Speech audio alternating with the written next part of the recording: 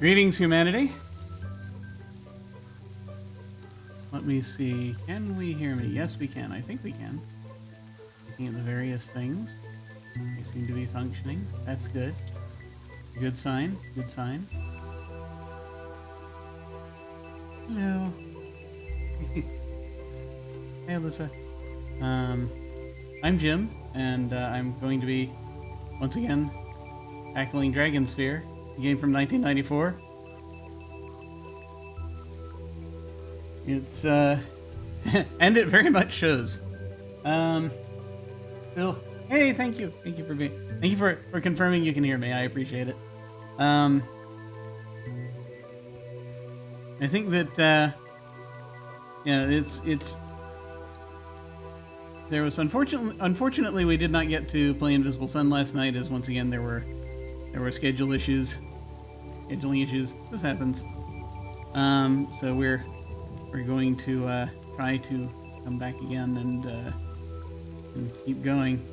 We are getting closer to the end of that campaign though, so I think that maybe that we'll be I think aiming toward a thing, hopefully soon. That said, I hope everyone is doing well. I am still. I'm better, I think, but there are still lung demons. I think on some level there will always be lung demons, but they're gathering. Still, we'll see how long this lasts. In the meantime, let us get going. Going to go ahead and press the button.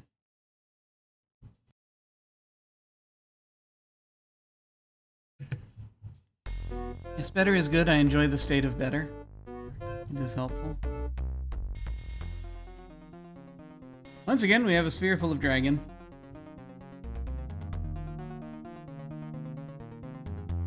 Okay. Resume. Here we are. Oasis. Pool. Oasis. Desert sky. Palm tree. Sand. Common. Guard. And okay.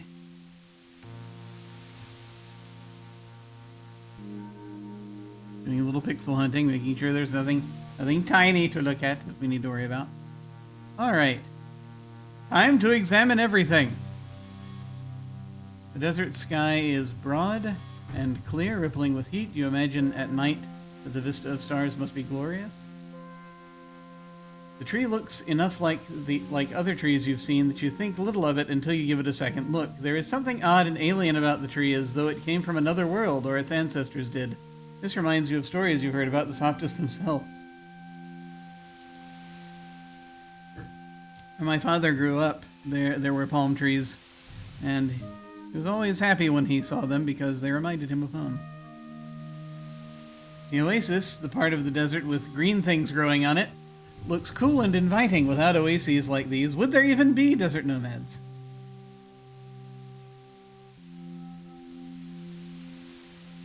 The full shimmering pool of water looks very cool and inviting.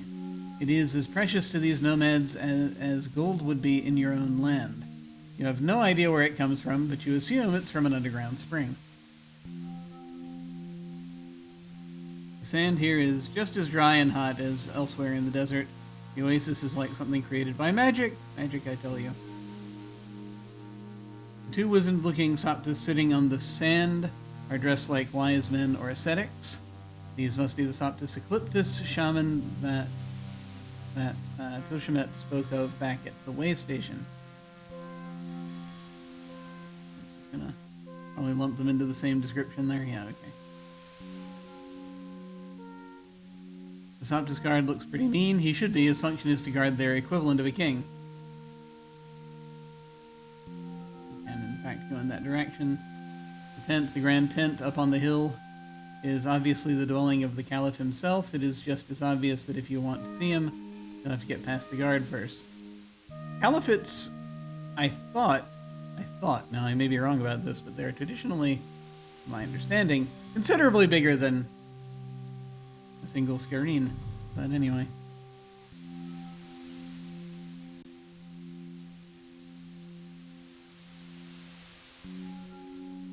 Going to take the pool. You'll always carry plenty of water in a small water skin on your belt. You take care of that sort of thing automatically without even thinking about it. There's no need to take more water. Okay.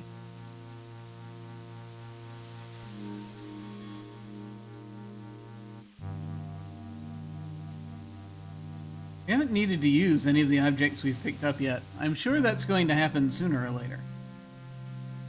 But this is, I guess, the talking phase. Here we go.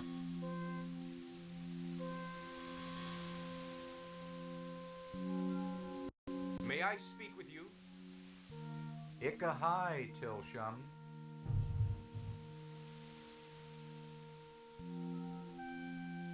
They're kind of mashing up multiple cultures here, but this is, people did this in the 90s.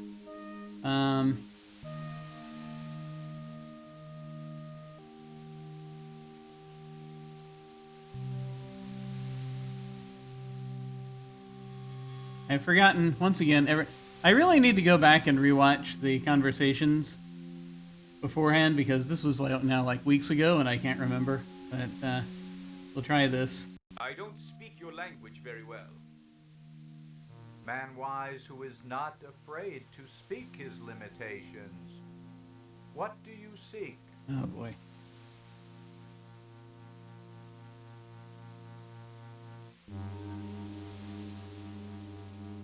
Well, we'll start here. I was told by Tilshemet to seek your Caliph. Tilshemet, huh? We know him. He went traveling to Grand Callash. There is an aura strange about you. We can sense it. Who does that make you? Show some respect when addressing me. I apologize. I am King Callash of Grand Callash. Knowing to who you talk is as important as knowing what enemy you face. If I had known it was you, I would have given you this gift already.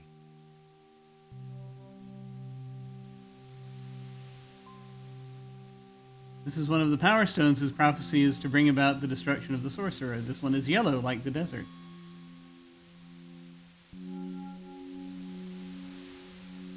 I thank you, but I have one already. I thank you. Is there anything you can tell me? I thank you. Is there anything you can tell me about it? Only that it is a stone of power which can defeat Sanwi.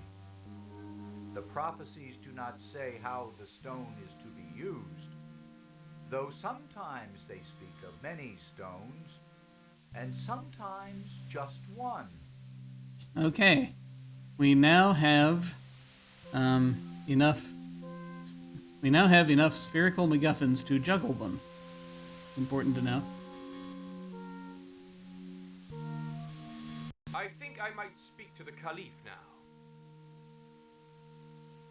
Speak to the guard over there. It is his decision as to who shall speak with the Caliph. Thank you. You are welcome.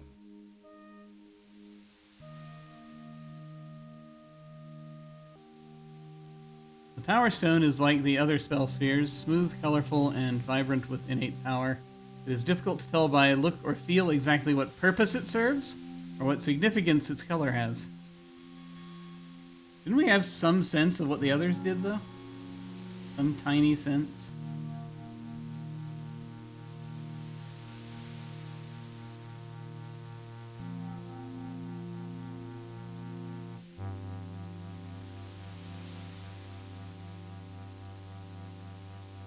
Yeah, I guess the Polystone's the only one we actually know what it does. Strange. Okay.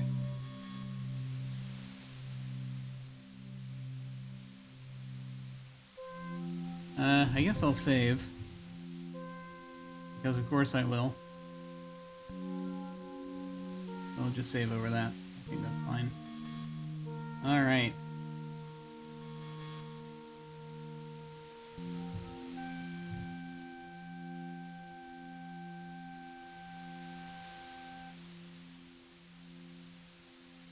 Can we actually talk to the guard? I wish to see the Caliph. State your business with my lord, the Caliph. I wonder why it is that some of them have a voice filter and some do not. Oh well.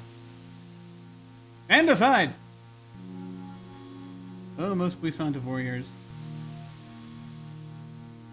I desire an audience. We'll try this one. I desire an audience with the Caliph. I am the king of Gran Callash. The Caliph has been made aware of your presence. Pass within, King of Callash. All right.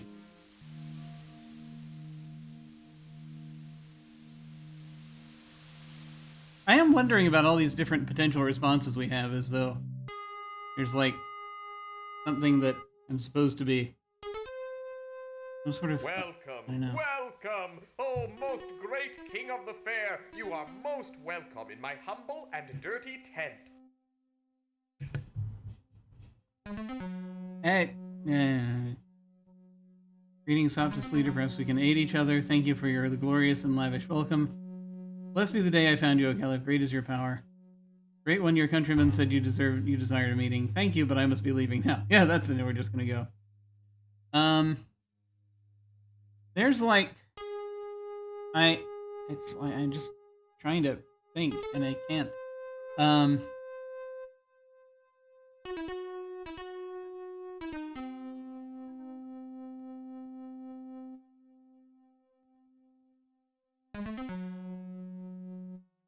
We can try this one. That's interesting.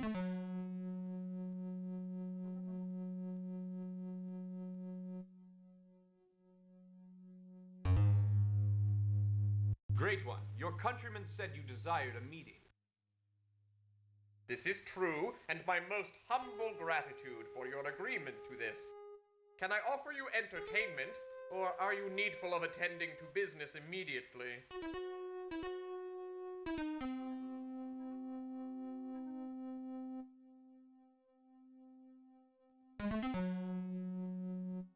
I feel like this is some kind of puzzle.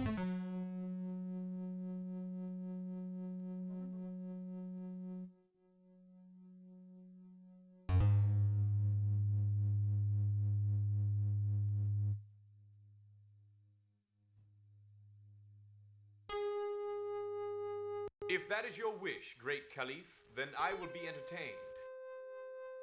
It is good not to spend all one's time on important things, lest everything become important, and thereby nothing is important. Okay, I can at least get on board somewhat with that, as far as philosophies go, because you can get focused way too much on certain things and burn yourself out, as I frequently do. You must game with me, O king, a traditional pastime of the Softus Ecliptus. We will gamble for trifles as we play. This makes the game more interesting. Oh boy. The game is simple, but requires shrewd planning and a measure of luck. I will explain as we play. Will you accept the wager, O king? No, I must go now. Yes. Yes. A small Ifrit will aid us in the game. Oh boy. Simply point to the color you predict, and he will draw a gem at random from the bag, and keep track of our scores and whose turn it is. I really hope this isn't something that they're expecting you to save scum on, because that will be a long and tedious process. You can predict red, yellow, green, or purple. There are 12 gems of each color in the bag to start with, and as they are drawn, they are not replaced. Right. If you predict red, you score 1 point if the gem drawn is red, yellow, or green. If it is purple, your turn ends.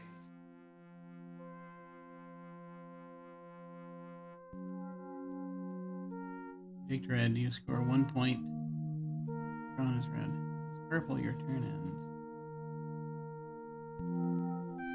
Am I gonna have to write this down? I feel like this is one of those things I'm gonna have to write down. If you predict yellow, Yep. you score 2 points if the gem drawn is yellow or green. If it is red or purple, your turn ends. Alright, hang on. God damn it. Yeah!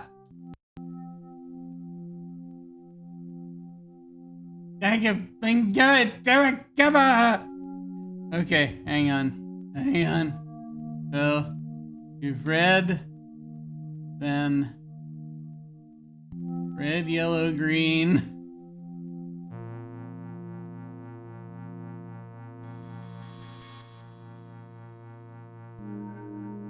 Color and points.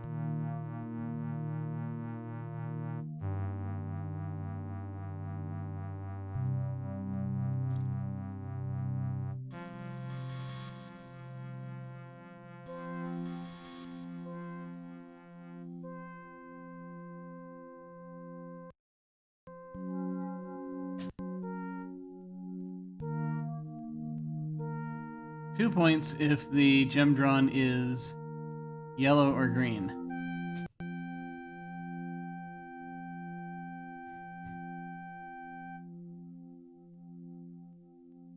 And it's 1 point, 2 points.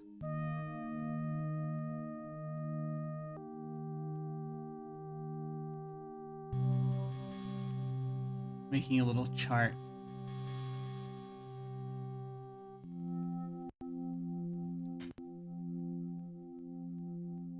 If you predict green, you score 5 points if the gem drawn is green. On any other color, your turn ends.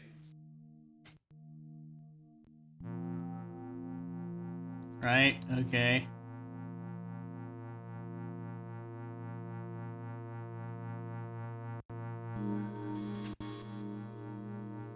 If you predict purple, you score 12 points if the gem drawn is purple. On any other color, your opponent scores 2 points and your turn ends. Your opponent cannot win from your missed guess. Okay.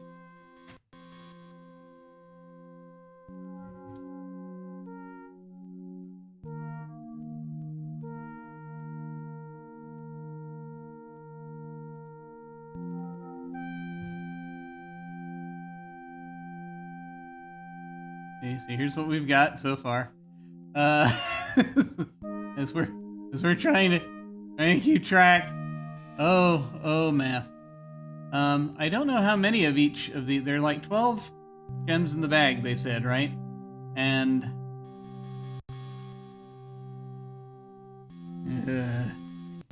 so there's memory and there's other stuff involved Game here. is to 16 points. Game is to 16 points. I'll write that down. 2. Yeah, sure, why not? Okay. All right.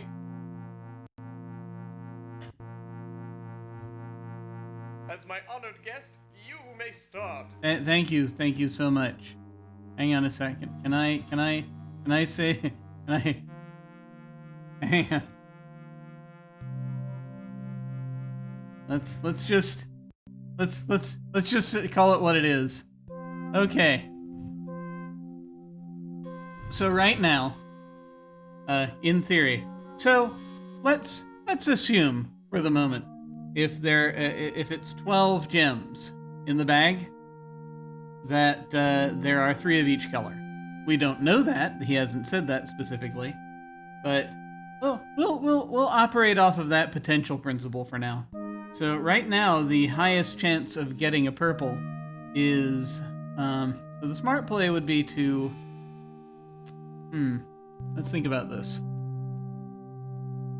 So statistically speaking, You can get the most points right now. It depends on what gets drawn, right, as to what you're going to have the highest chance of. But really, red is, you select red, there are going to be 9 out of the 12 gems in there would be good for you, right? You only get like 1 point. Here, then about half the gems in there would be good for you. Here, about, just like, with both of these, only, what is it? Only one a quarter either way of the gems in there are going to equate to that.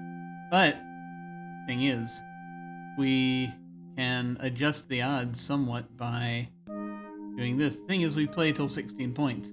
If we just keep guessing red, it'll be impossible. Depends on what we get, right? Yeah. But I would say the most likely, the easiest point right now is to get a red.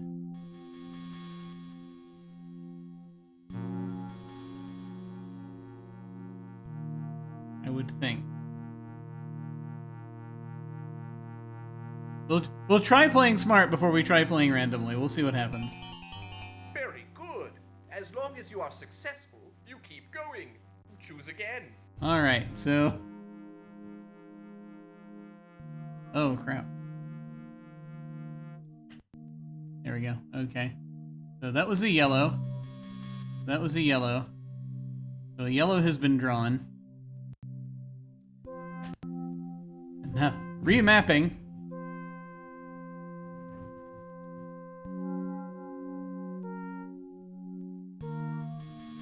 We're less likely to, slightly less likely to get a yellow.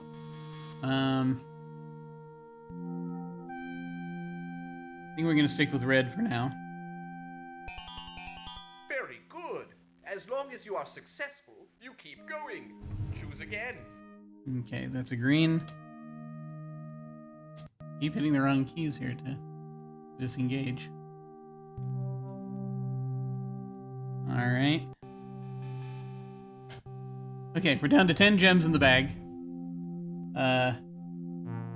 2 yellow, 2 green, 3 red, 3 purple. Yeah, we gotta keep picking red because red is our only chance to get points on red. Oh, there it is. Your turn ends when you predict incorrectly. It is my turn now. Alright. But the purple came out, so there's no longer, there's one less purple in there.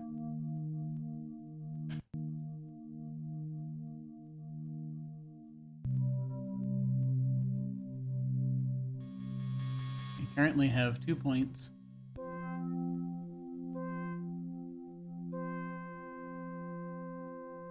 Or I could just add this up differently. Okay, alright. Alright, I'm just looking at, how do I want to do this chart?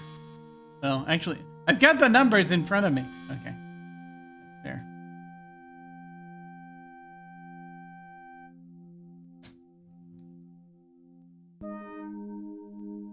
I broke it.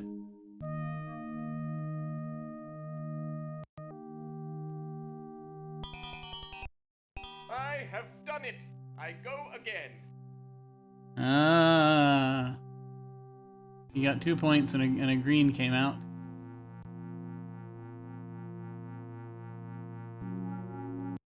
I can't do anything right now, so. He's picking. I have done it. I go again. Oh, good lord.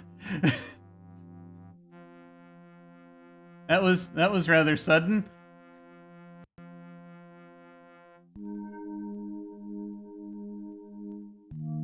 I feel as though keeping track of this isn't going to help me at all.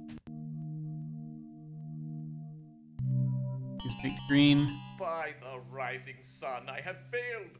Your turn now. Okay. That was another purple.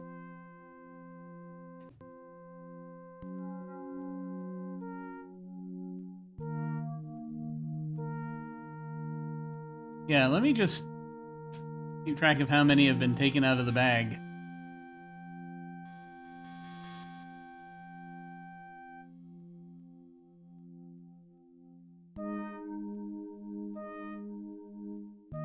He chose a purple, and then he chose a green, and that's the third purple. Okay. So, that being the case, I don't think there's... Winning is not likely right now, but we'll see. I don't remember how to count. Ah! Okay. So...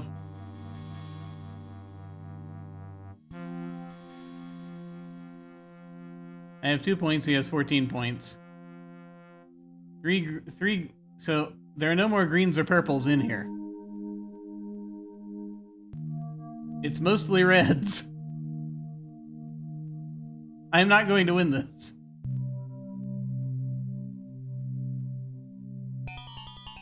Oh, I am sorry. Your turn ends when you predict incorrectly. It is my turn now. Okay, wait, was that?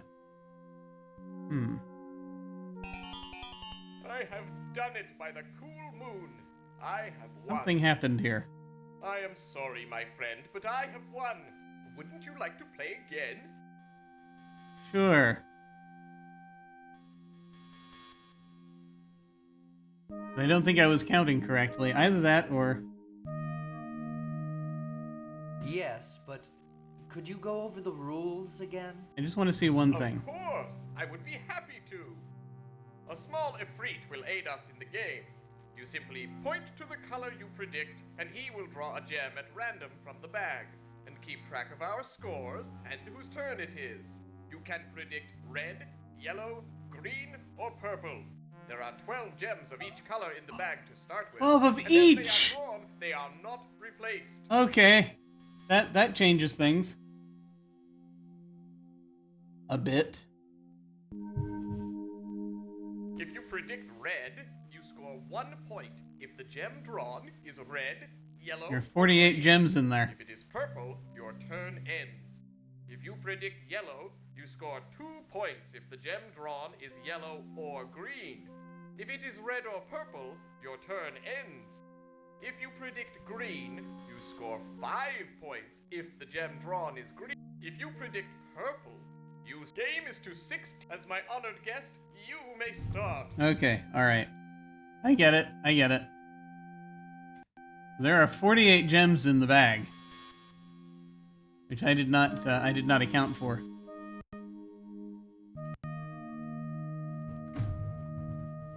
Okay.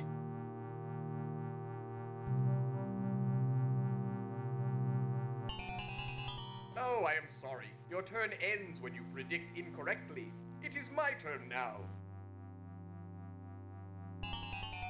By the rising sun, I have failed. Your turn now. Okay. We've had a green and a purple come out. I'm not writing it down this time, I'm just thinking. Oh, I am sorry. Your turn ends when you predict incorrectly. It is my turn now. I have done it. I go again. I noticed that he does that. By the rising sun, I have failed. Your turn now.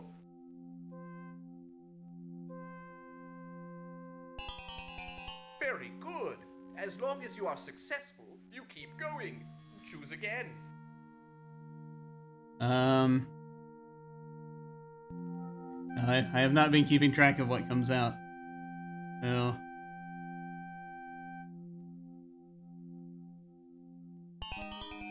Very good. As long as you are successful, you keep going. Choose again. Oh, I am sorry. Nope. Your turn ends when you predict incorrectly.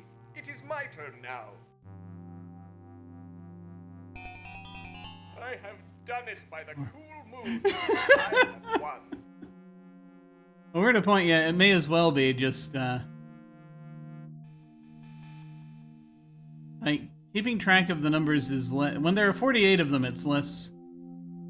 I feel like it's not quite as important to keep track of the numbers in this way. at this point sorry, distribution. my friend, but I have won.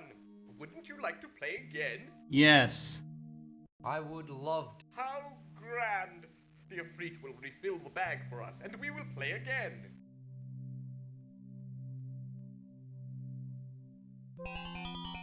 Oh, I am sorry. Your turn ends when you predict incorrectly. It is my turn now. By the rising sun, I have failed. Your turn now. Very good. As long as you are successful, you keep going. Choose again. Oh, I am sorry. Your turn ends when you predict incorrectly. It is my... By the rising sun, I have failed. Your turn now. Oh, I am sorry. Your turn ends when you predict incorrectly. It is my turn now. By the rising sun, I have failed. Your turn now. Oh, I am sorry. Your turn ends when you predict incorrectly. It is my... By the rising sun, I have failed. Your turn... Oh, I am sorry. Your turn ends when you predict incorrectly. It is my... I have done it. Dang it! I have won. I am sorry, my friend, but I have won. Wouldn't you like to play Is it again? important to win this? Is it? I would. How grand! The Efreet will refill the bag for us, and we will play again. Oh, I am sorry. Your turn ends when you... The game is predict probably rigged. incorrectly. It is my turn now. By the rising sun, I have failed. Your turn now. Very good. As long as you are successful, you keep going. Choose again. You have done it! Oh, thank goodness. Congratulations, you have won! Oh, hey. Hey, May, I guess. Yes, no, this is, finally, dear God. I am so happy for you. Wouldn't you like to play again? I would like to, but I must go now. Oh, how sad I am. But it is your choice, of course. You play well. Perhaps sometime you'll return for more. Was there any point to that? Or were we just playing to play? I guess we were just playing to play.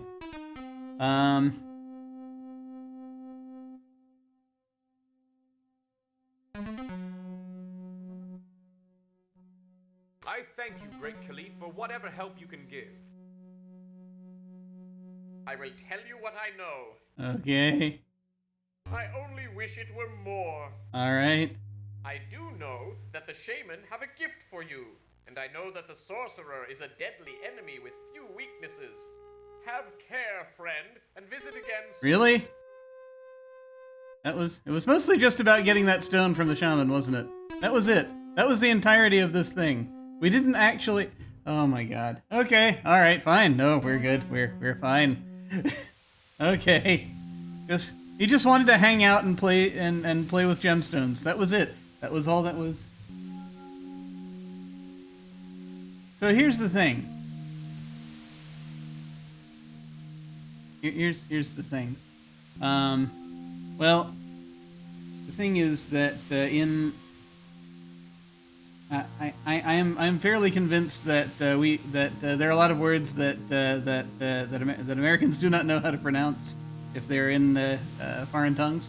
I say Caliph, but at the same time, but because I've heard that frequently.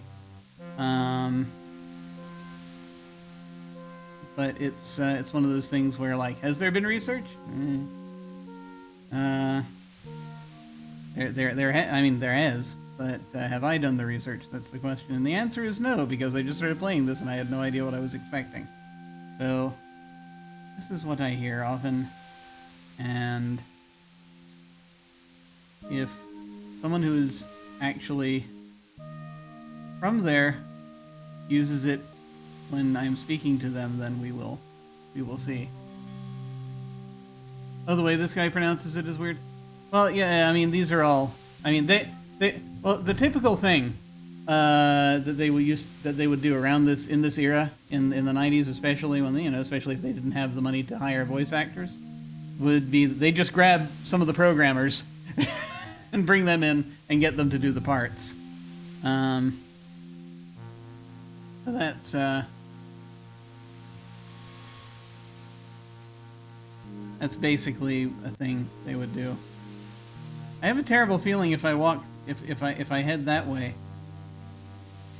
Oh, that's just the tent. Okay. And so that was basically it. Is there anything else we need to talk to the shaman about?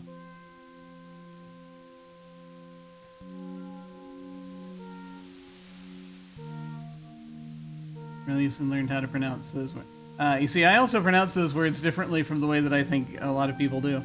Wyvern and some people say I've heard Chimera, I've heard Chimera, I've heard Chimera, depending on which side of the room you're standing.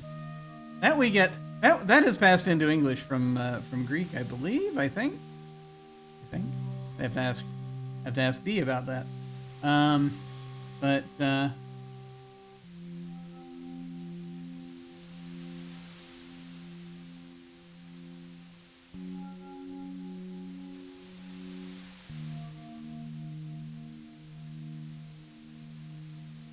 will you take me to the spirit plane? Do we need to go to the spirit plane? Will you take me to the spirit plane? The journey takes power great, fair one. Our power comes from items used in ceremony and magic. We require payment in kind. The spirit bundle is the most useful item to us. It is made of bone and rare feathers wrapped around a core of magic. If you find one, bring it to us, and we will be happy to carry you to the spirit plane. Okay, well, we know what's going to have to happen sooner or later, then. Bone and rare feathers wrapped around a core of magic. So probably one of the spheres, I'm guessing. It's just really rare feathers that we need at this point, because we do have a bone. Thank you. I shall return. Goodbye, traveler. Okie doke. Now, I guess we have to remember the way back. Oh no!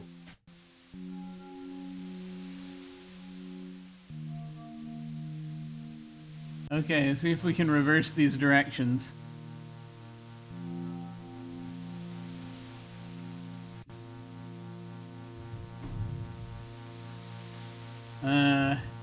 Ecliptus, ecliptus, ecliptus.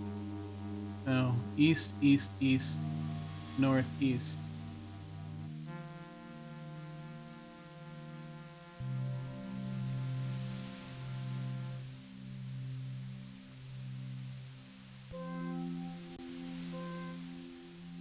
Oh, thank goodness. They didn't make us redo that.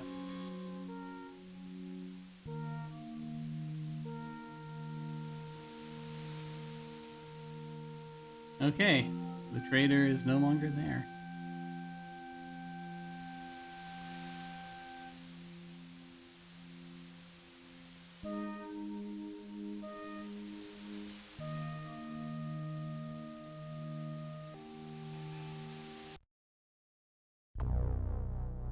Welp. It's going to burst any moment. All is lost.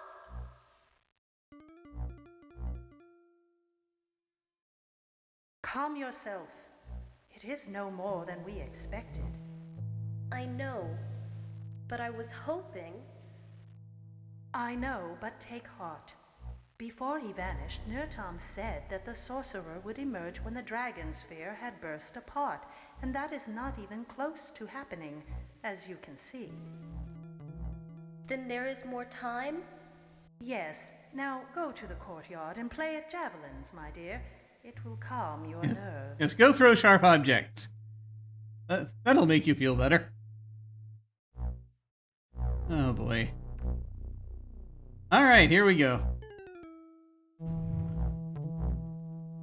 Going to Hightower.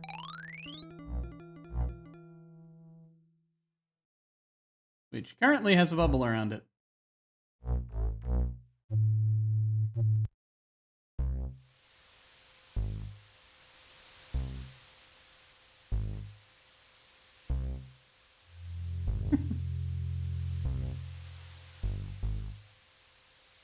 Just gonna go hang out inside the bubble.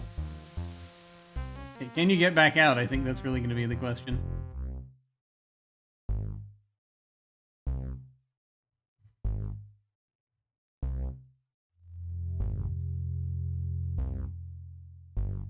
Alright, here we go. Oh, there's a person there. Small rock, rough stone, mountains, path to the west, path to the south. As you examine the ground more closely, you realize it is little more than a ground. Oh good, that's good to know.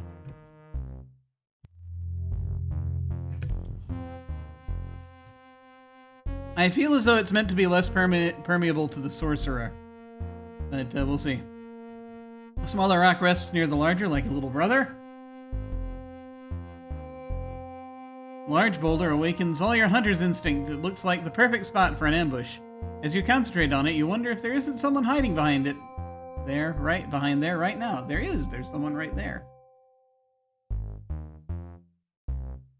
The sheer face of the mountain rises steeply up to the sorcerer's tower far above. Most of the rock face looks utterly unclimbable. The sheer mountain face is very formidable, but here is stone that is rough and jumbled as though it were the aftermath of an avalanche. It looks easily climbable.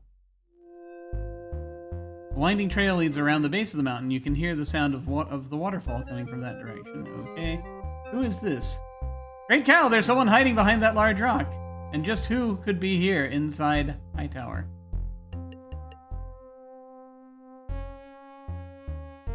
Hello?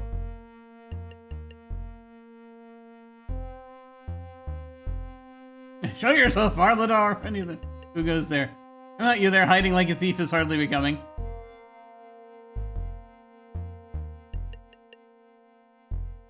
Come out, you there. Hiding like a thief is hardly becoming. I see they've turned the echo filter on. I beg your pardon, Your Majesty. I merely wished to make sure it was you before I revealed myself.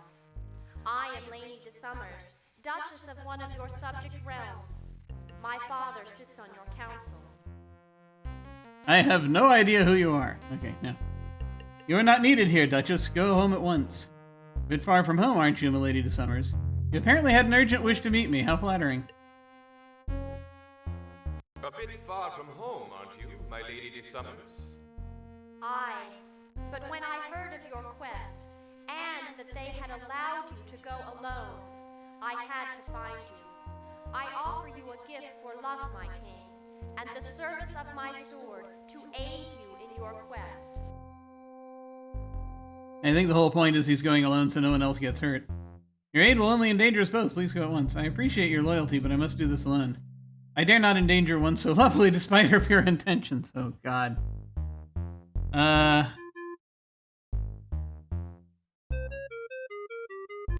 appreciate your loyalty, but I must do this alone. No, my king.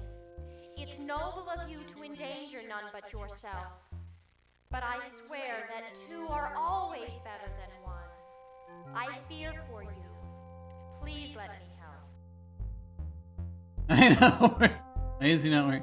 I believe his, yeah. Remember, he said he wouldn't wear his hat until he was finished with this quest. He said that in the first screen. It's just sitting there on the thing. Anyway, looks more like a crown at the time, but we know what it is. We know.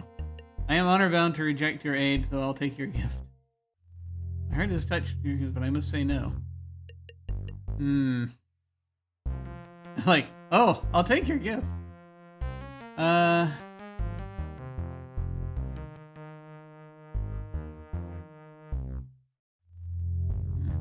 I am honor-bound to reject your aid, though I'll take your gift. Very well, Lord. This amulet I wear is a charm, passed down through the de Summers family for generations. It is said to have mystical powers, but it is mostly a good luck charm. The powers are useless. Oh, okay. Why is that?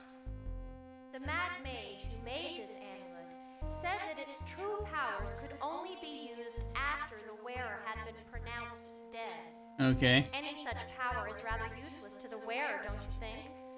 To my knowledge, it has never been invoked. But wear it for luck anyway. Sure.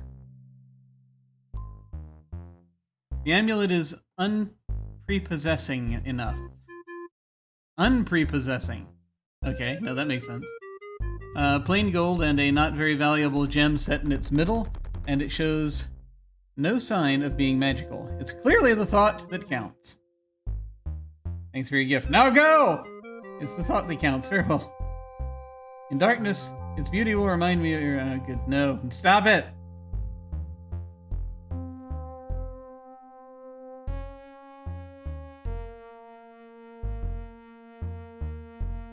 Okay. It's the thought that counts. Farewell, milady de Summons.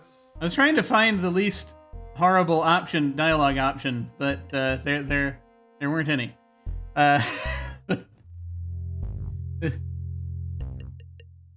We do not like this protagonist. And may the gods watch over you in your quest. Perhaps someday we shall meet again. Farewell. Just gonna hang out by the boulder, huh?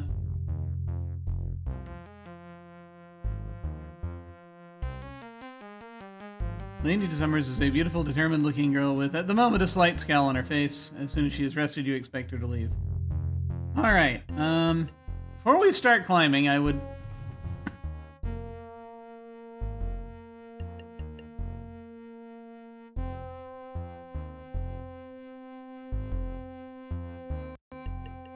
and sort of look around the base of this place.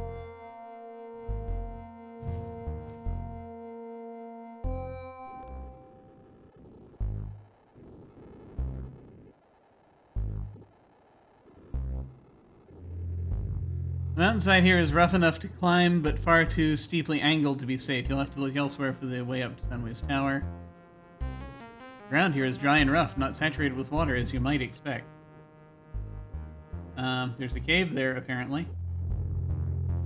The magic waters of Sunway's Tower fall from a great height and land here on the ground far below. What force creates the water in a never-ending flow? And where does the river of water go that should be here? Physics? Interesting. There appears to be a cave entrance partly hidden by the tumbling water. Let's find out what terrifying thing is inside. I have no idea. I didn't look at the amulet again. The amulet isn't... same thing. Okay, never mind. I have a lot of objects. Okay. Oh, is there more stuff over here? I don't know. Okay, there's a person.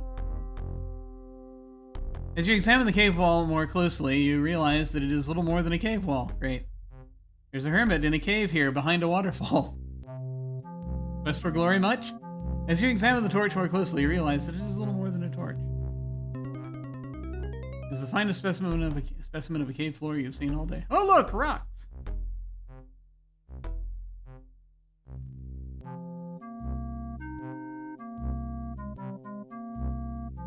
This must be where the hermit sleeps. Looks mighty uncomfortable, not to mention unsanitary.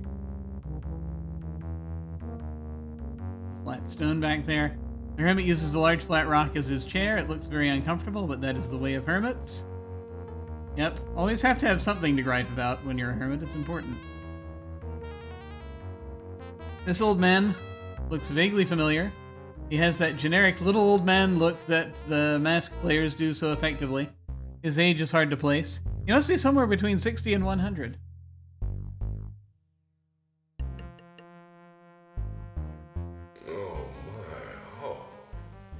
Oh, what's that? I didn't see that. Hello. Who are you?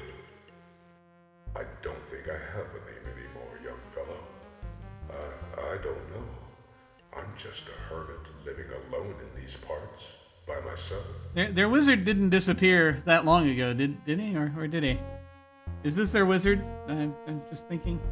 How did you get here? You look familiar. Have I seen you before? What are you doing here? How did you get here?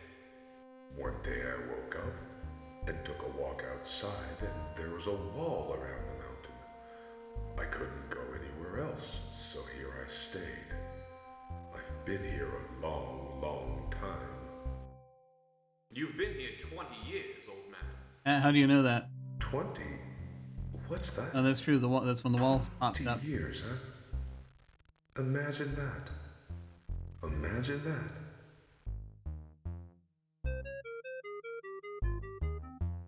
You look familiar. Have I seen you before? Here in this cave is the first time you and I have ever spoken to one another. I'm sure of it. What are you doing here? Just living, meditating, studying my books, learning secrets. I sleep more these days than I used to. I watch the birds and the waterfall and the smoke from the tower. Are you a monk? Oh, no, not me, not a monk. I serve no deity here, I simply hide. Okay. From what do you hide? Eh? What's that? Hide? You want to hide just like me from the sorcerer, right? We can both hide from the sorcerer and talk the years away. Great. That sounds like a plan. It won't be years, by the way. Sorcerer's gonna break out before then. What sort of secrets do you know? I know many things. I know that soap is made by mixing ashes with oil or fat. The lye in the ash breaks down the oils in the fat, and on your hands and thus cleans them. Well, kind of, yeah. I think we've learned that actually water does more than soap, but soap kind of just sort of loosens things up a bit. I know that acid is made by burning sulfur and saltpeter surrounded by water vapor. Doesn't really clean the The hands so much. vitriol Anyway. from the chemical mix enters the water vapor to make liquid acid. I know that a frog's muscles jump near electricity. If you hang a frog's leg on a hook and leave it out in a storm, it will move when lightning strikes nearby. Yeah. How would you do that?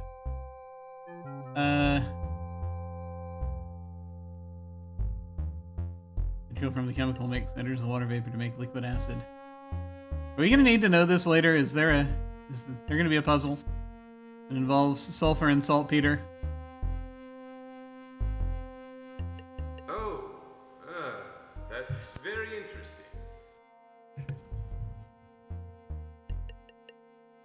What can you tell me about the tower? The tower, eh? Why do you want to know about that? I have a score to settle with the sorcerer. Do you now? Brave lad to face so powerful a mage.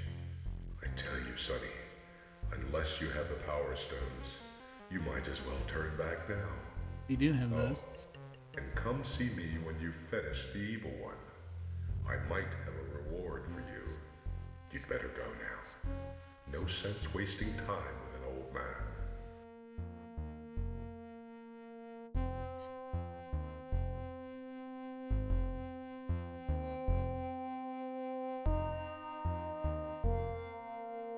What can you tell me about the Power Stones?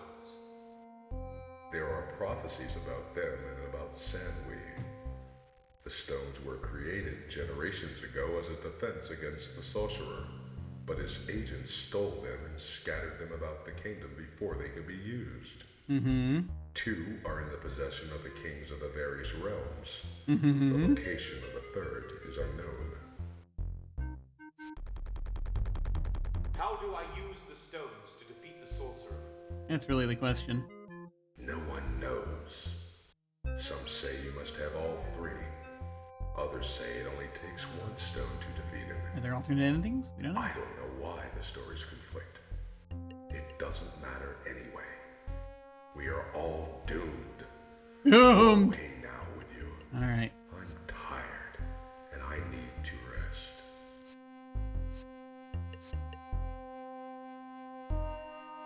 Oh, it's Fire Pit. The dark ashes of a fire show that at least the hermit cooks his meals.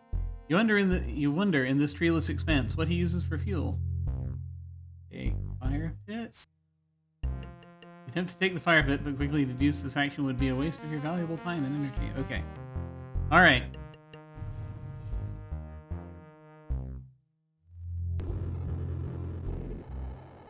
Is there like any further we need to go in this direction, or is that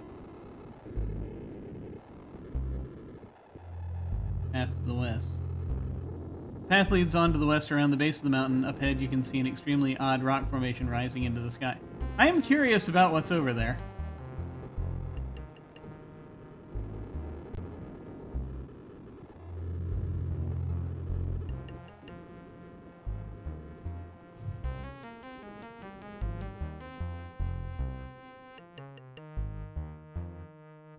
Rock tumble. Mountainside. Round. Rock tree. Are there trees made of rocks? The mountainside is dark and forbidding here since the sun is blocked on all sides. Let me actually check something. No, we're still good. Okay. Here's a. I gotta fix something. Here we go. Huh. Oh. Let me see here. Hang on.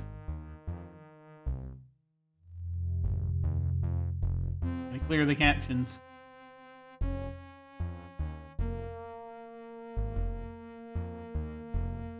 It happened right on time. Okay. Just as I was checking. Okay. Here we are.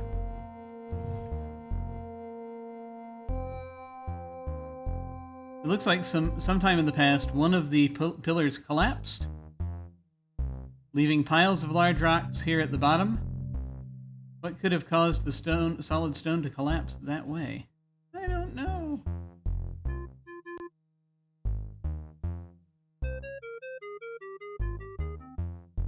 These strange stone towers rise into the air until their tops are lost to sight.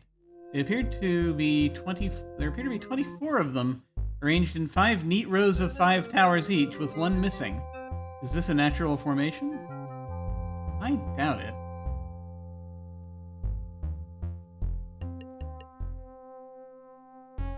I don't think there's much we can do with this, though. Nothing obvious, nothing it looks like we quote-unquote need to do. But we shall see. Yeah, it's like one of these trees collapsed. Okay.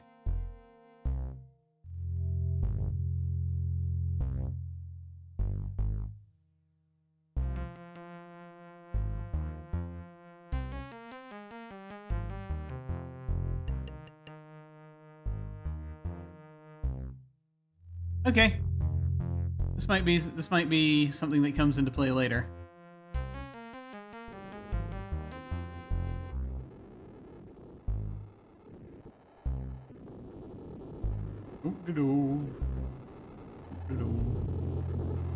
Just walk behind the waterfall.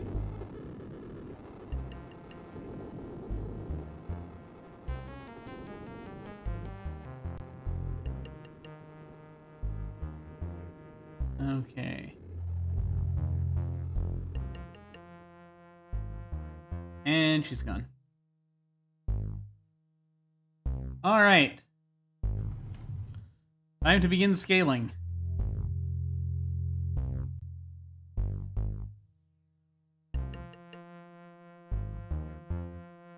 Climb! And now we begin Climbing Simulator.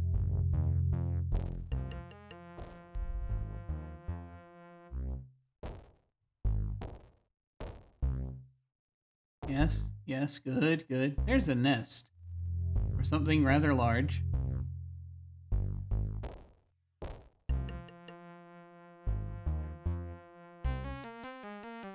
Looking up, you see a large, safe-looking ledge not too far above you. Not too far above you. One good effort and you should be able to reach it. The sky here has taken on the dark tones of the spell barrier. The blue of the outside world is beginning to peek through the weakening magic shield. There's a nest. Looks like an eagle's nest or maybe a condor, although you've never seen one that big, nor one shaped in quite that way.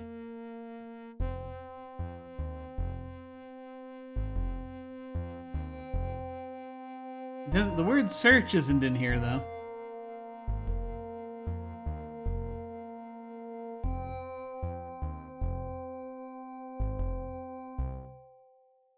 You can reach the intertwining branches that make up the nest, but they are sturdily glued together in some mysterious way.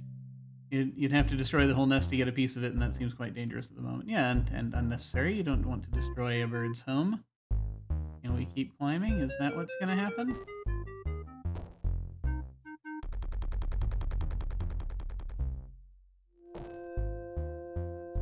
This is just a brief scene. Wait, there are feathers! There were feathers down there. I missed the feathers. No!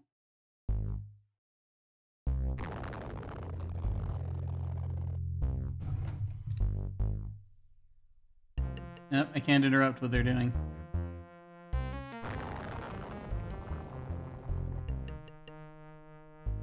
I was pixel hunting, but I wasn't hunting for the right things. I just saw them just after I clicked, and it was already too late.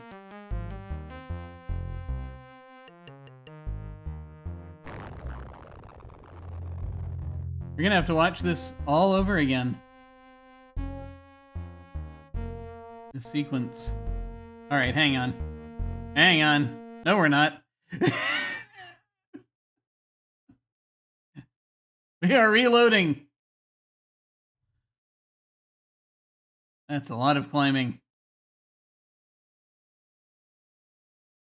Do that again.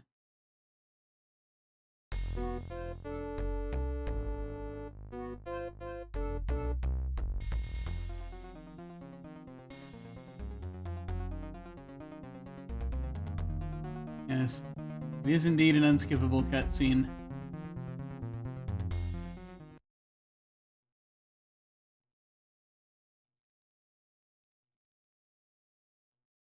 How many of these do we have?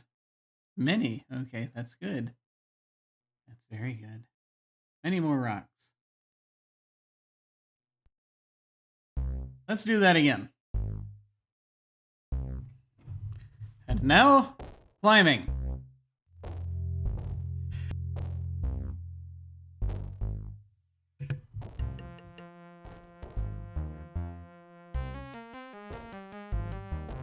Okay. No, it's like you're scanning the scene and you're scanning the scene until finally it's like, wait, there's a thing there.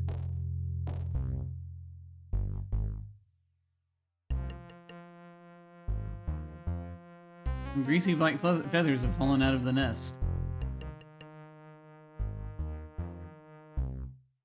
Jutting from the nest is a large wad of greasy-looking black feathers, unlike any you've ever seen.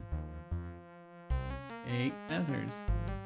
You're just barely out of your reach. There are other feathers scattered about that you might be able to take. There we go. The feathers are long and black and slightly shiny. They're as large as ostrich feathers, but more closely resemble those of the crow. Yay!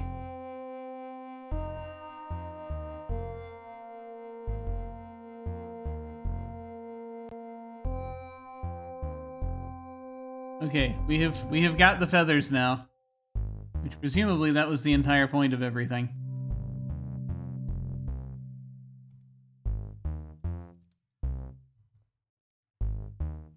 We are infeathered now.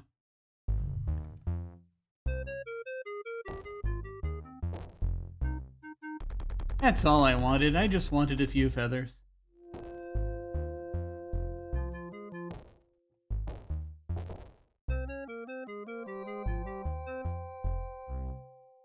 And now climbing. So much climbing. A lot of rock climbing now. Oh dear. Oh, rock climbing. Is that the stream from the map? It can't be, can it? We walked up a whole mountain.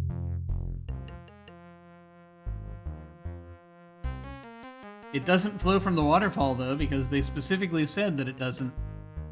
That no stream flows from that waterfall. I'm not sure. This body of water will sit there taunting and confusing me for some time to come. Okay, let's see what actually happens here.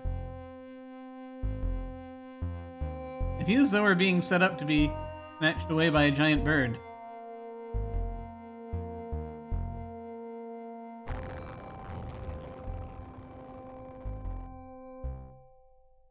Nope, still climbing. Okay. How we doing? Okay.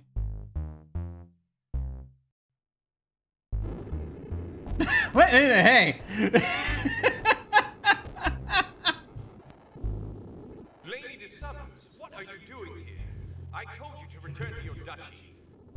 And how did you get up here so fast? I flew. I know a shorter path than the one you took, my king. I felt sure that you needed my help, whether you knew it or not. Great cow! Look out behind you! Need to have a little chat. Okay. Do I need to fight something now? Ah.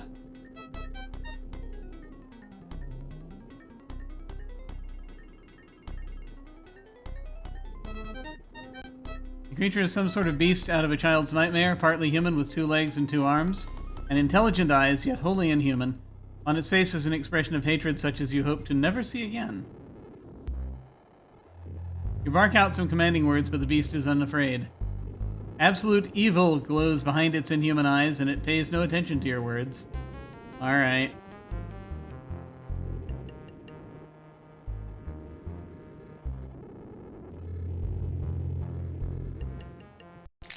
I did not do that fast enough.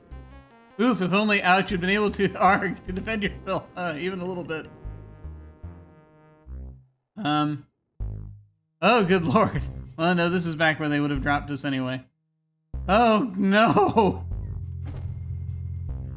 There's more rock climbing! Oh, no!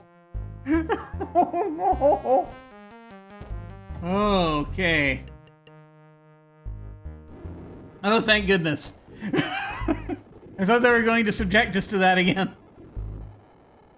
Lady de Summons, what are you doing? Yeah. I know a shorter path than the one you took, my king. I felt sure that you needed my help, whether you knew it or not. Great cow! Look out behind you! Ah! Great cow! Lady's noble act has saved your life, but certainly cost her own. Both she and the beast must surely have perished in the fall. She'll be back. She flew up here, we know it. The rough climbable stone was undisturbed by your passage. You can climb down any time you want. You can climb down any time you want.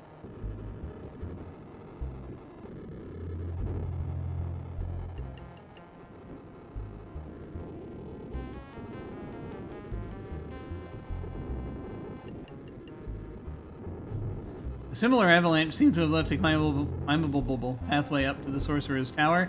You begin to suspect that these trails were created deliberately. He might have been that old man.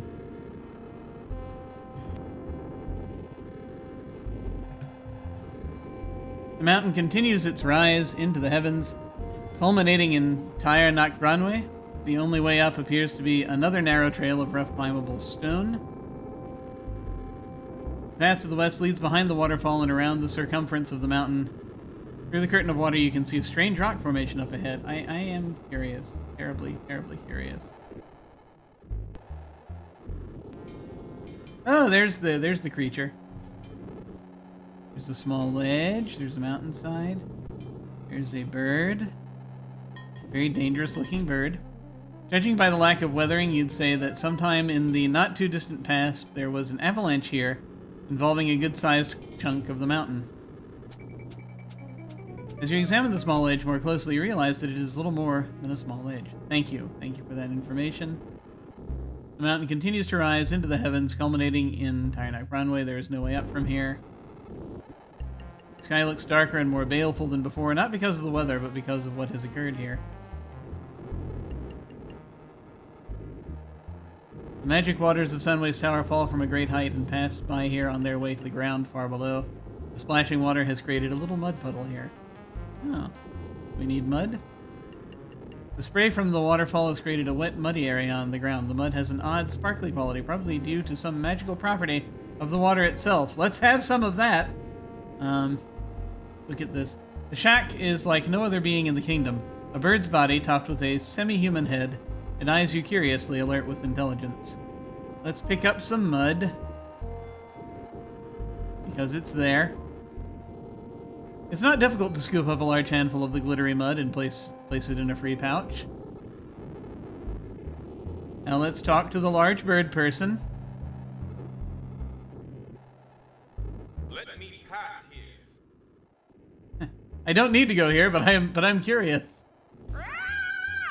No, you may not pass unless you are friends to the shop, and you are not.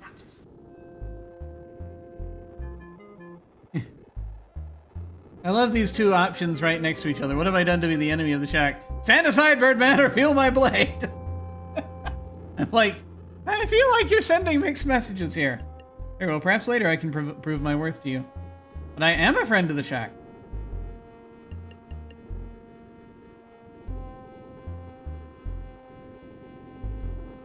Okay, what did I do? What have I done to be the enemy of the shack? What are you, a leaf-filled character? Bursting with pouches and pockets? It would seem so, right? You'd think you'd have these, like, a couple of bandoliers by now. This is, this is an old school adventure game. Your pockets are endless.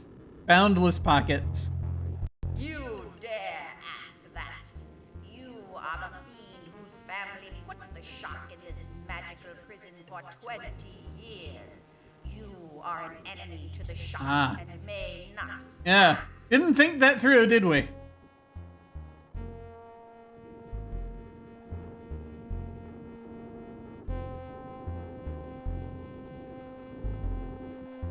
But I am a friend to the shack. True? True? What? Word has come on the wind that you undertake a noble quest for the shock, O unworthy one. First I've heard of it.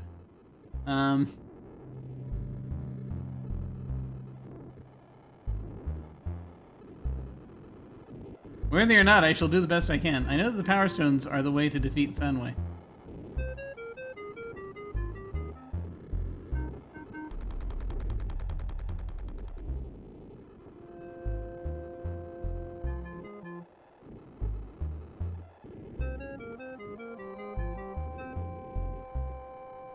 I know that the Power Stones are the way to defeat Sandy. That's the start, yes, indeed. Good luck to you, and don't forget the stone that Sunway guards.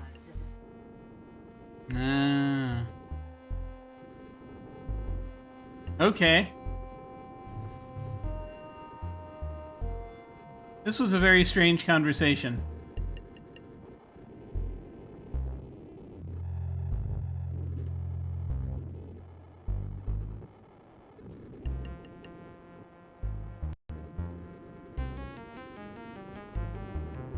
I don't suppose you'll reconsider and let me pass now.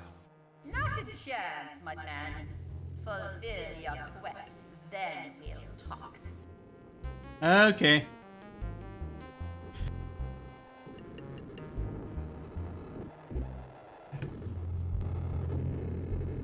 Well, back up the cliff it is. We just showed up here to gather mud and be insulted by a bird. Oh, and yeah, watch a member of the peerage go tumbling to her death. That too. She'll be okay.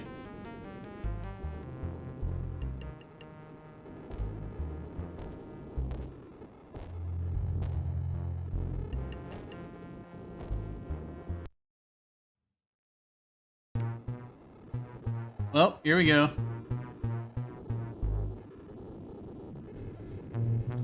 Now we're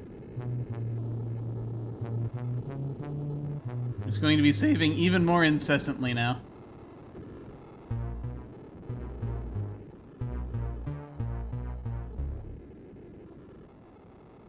All around you is the majesty of the high tower mountains. But you have eyes for only one tower. Tyre Nakbranwe, Tears of the Dragon. The path is rough but travelable. It looks as though it had been gouged from the mountain peak when the tower made its last magical appearance. Here's the waterfall. The waterfall looks nice. The waterfall tumbles in an endless stream from a window high in the tower's face. Below it cascades down to the ground at the base of the mountain. Your teachers would be very pleased with your attention to detail, but the rock is pretty insignificant. You look up to the high peak of the Sorcerer's Tower. It rises 100 feet or more into the sky, and at the top you can see the waterfall as it tumbles out one of the upper windows. Somewhere up there lies the object of your quest. Path around the tower. Path is rough but travelable. Behind the tower, the path surrounds the tower in a great circle. With a tangle blocking the way, you must go all the way around to get from the trail to the tower door and back again.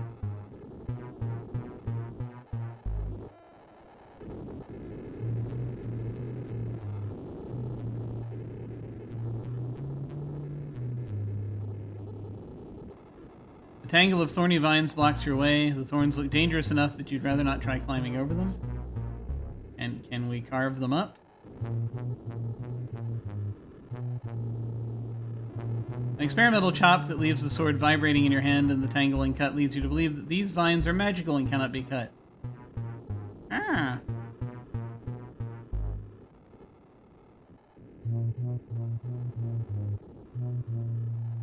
The door is as dark and forbidding as the tower itself. An eerie gargoyle decorates its frame.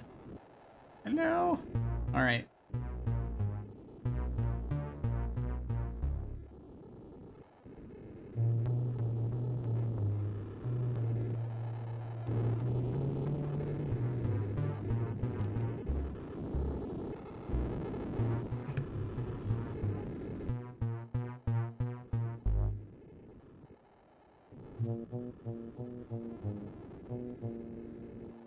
Ah!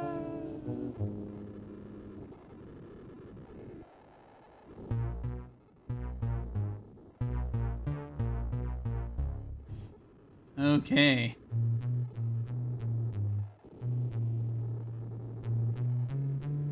Here we go. Oh dear.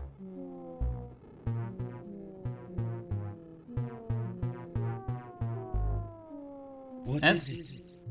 Mortal man, friend or foe, the sorcerer still sleeps. He cannot tell us. Messenger? Or spy? Ask it questions.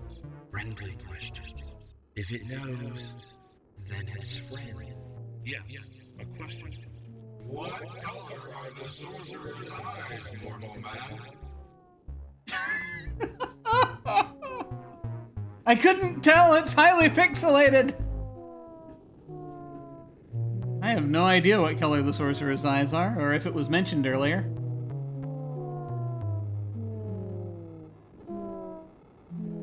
Blue. First question answered. But was it right or wrong? No idea. Don't decide now. Ask another. Oh great, thank you. Another question. Think of one. Oh no. A good one. Not too hard. And not too easy. Oh boy. Question. Oh boy. The sorcerer carry a scar, O fleshly one? Oh no.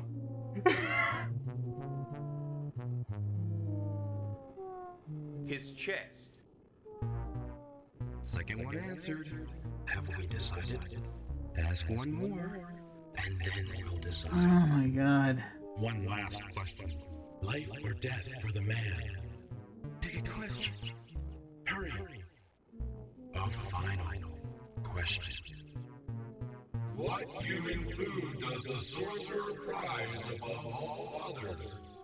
Like, I appreciate the execution of this, but the thing that it serves...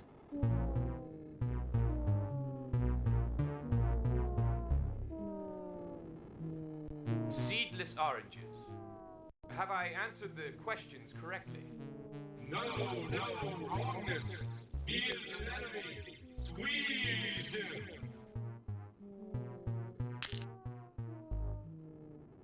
Everything's getting red, can't breathe. I used to know all the answers when you were a kid. Used to know it when you were a kid. Knew all about the sorcerer. Really? Okay. Here, hang on.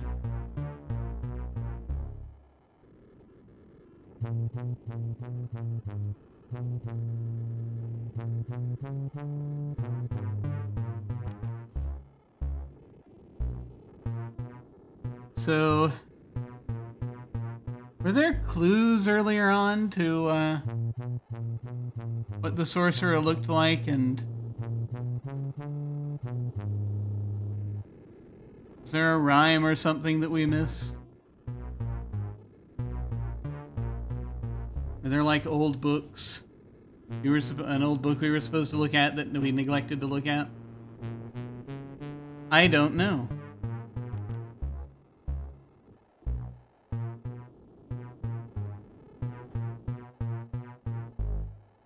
So, there are 75 possible combinations that we could go through for this.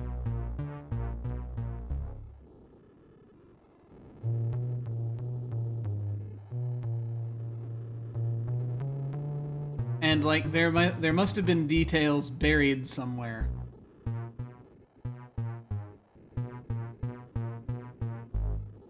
In one of the previous encounters, or multiple previous encounters, to provide us with this information.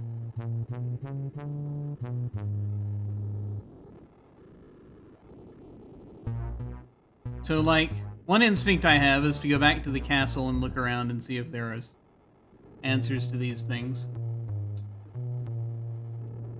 And then another is to go back to conversations we've had with different people about Sanway and find out if they speak answers to these things.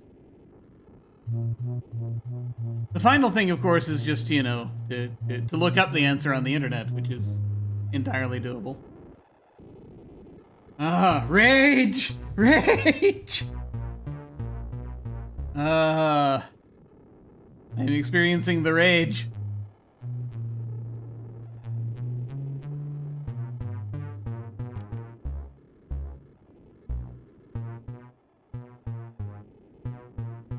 I guess that's a question. Hunt for answers in previous saves, or just look it up and keep going. 'Cause that's really what this is. I'm gonna try to hunt for answers.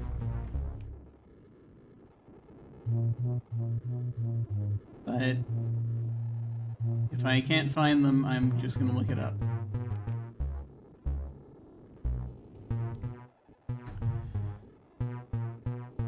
Let's see what we can figure out here. Because, again, all these conversations happened such a long time ago.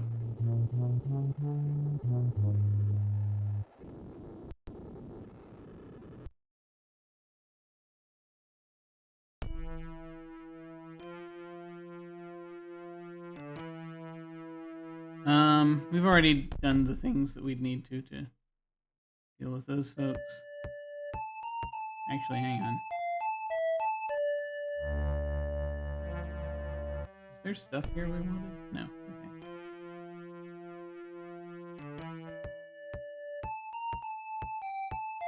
So the first thing... What are we looking for? We're looking for... Eyes, scar, favorite food. Tapestries, tapestries. Dragon of Dark Flame.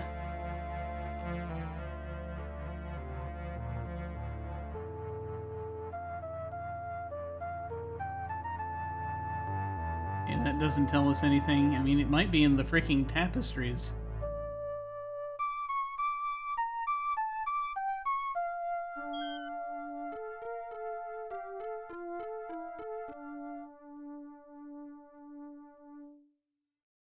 Nothing there. I don't think there are going to be any books and stuff here. And we were already over there before. This is just a single room. It doesn't scroll.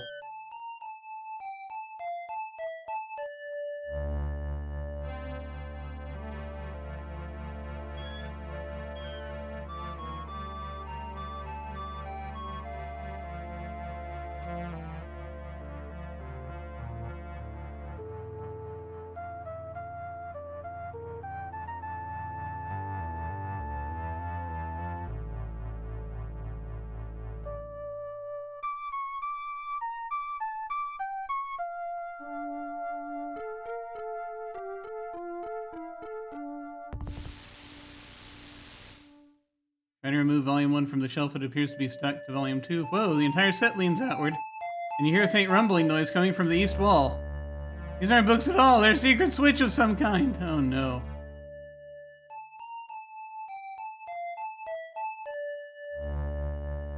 What did we just do?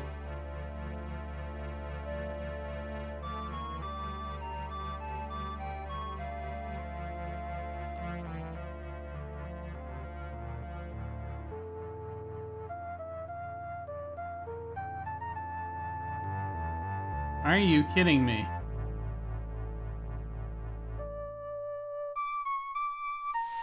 This was here the whole time?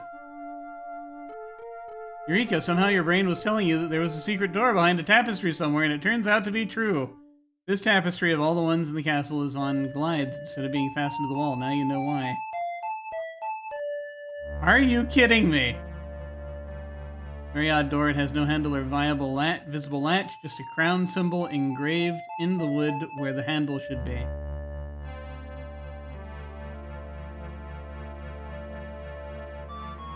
The door is locked tighter than a drum, with no handle and no locking mechanism in evidence. You can't see any possible way to get it open. No wonder your father never revealed the secret of the door to you.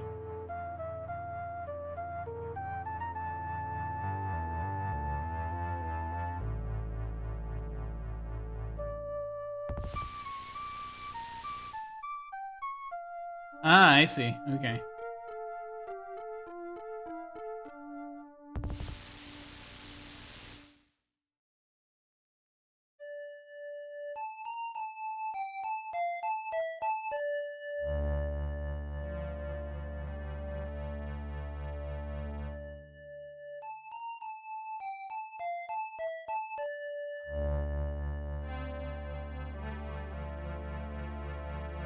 No locking mechanism, they say?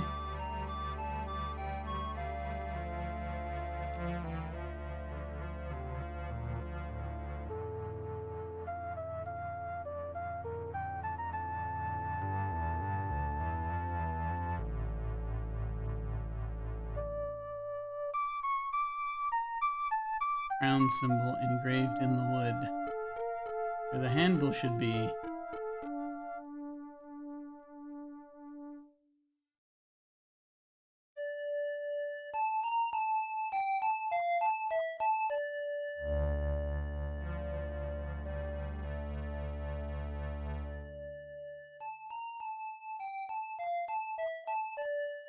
Well, this is an interesting development that has very little to do with what we wanted to do right now, but still.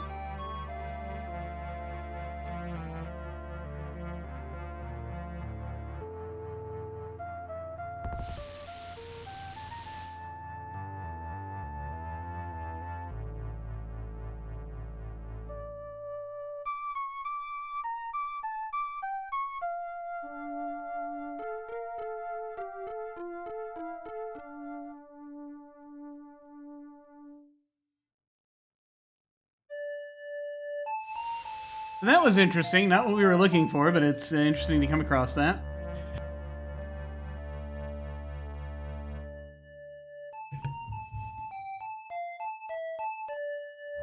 Let's see. Siege of a castle.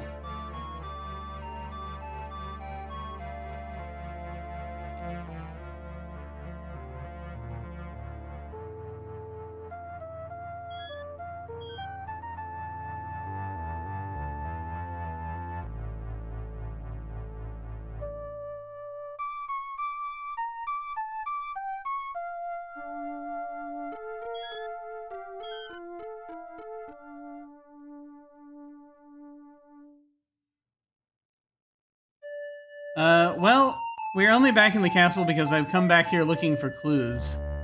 I've restored an earlier game looking to look for some clues because there's some questions that turn up that are we need the answers to get into the tower, and I'm trying to see if there are answers around here somewhere.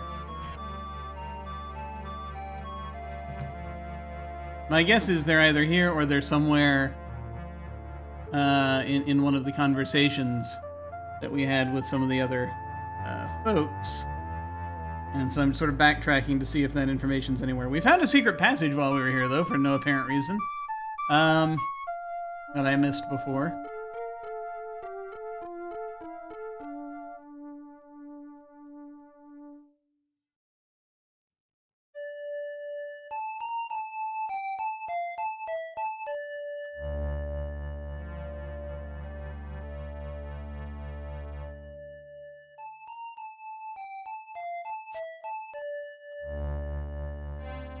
There are a few things I didn't do here earlier that I'm... It's probably not going to be buried in the love poems. How do I let me count the ways and soft foot like that? If this seems rather familiar. Think that Fiona, your wife, and a tear comes to your eye as you close the book. Suppose you never see her again. Yeah, it's possible.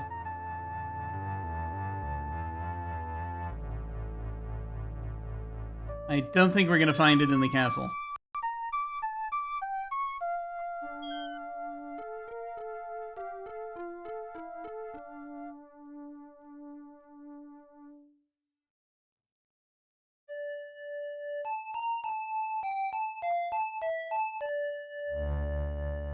Personal diaries.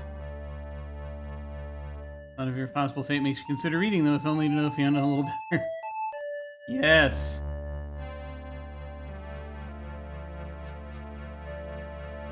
This is a false timeline. We can go ahead and do this. Your desperate curiosity finally overcomes your natural respect for other people's property. Leafing through quickly, you find the first book is from 20 years ago when the sorcerer was first challenged. The other is very recent. A message in the first book catches your eye. It says, Husbandby the prince is ridden off with his father and Nertom the wizard. They're going to face Sorcerer Sunway to try to imprison or destroy him forever.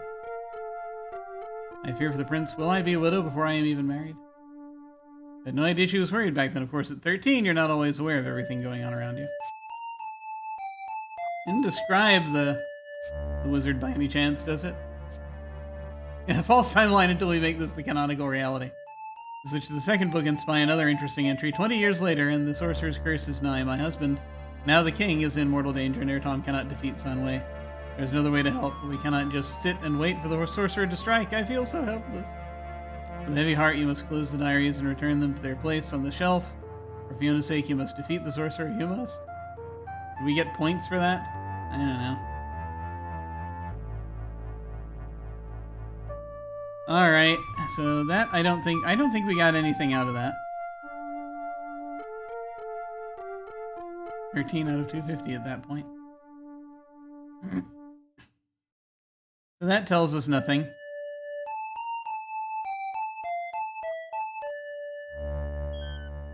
And I don't think there were any books or anything interesting in here that would help us with what we're doing. I'll look at the tapestry. No, okay. Well, that's that. Just leave the poor scullery maid alone. We're gonna need to try somewhere else. Where? I have no idea. Let me see if I got points for any of those things I just did.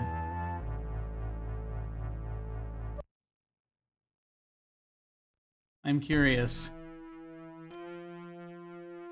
6. Yes, I did. Okay.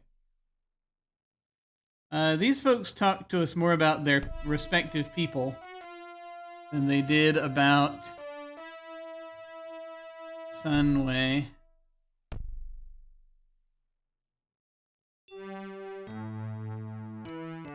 So let's see.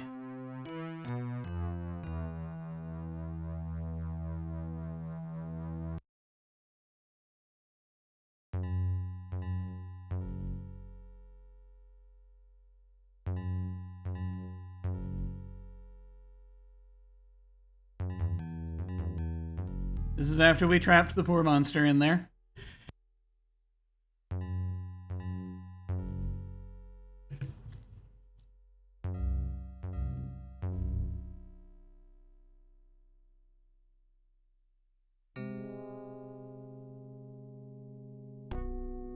Talk to that shifter again.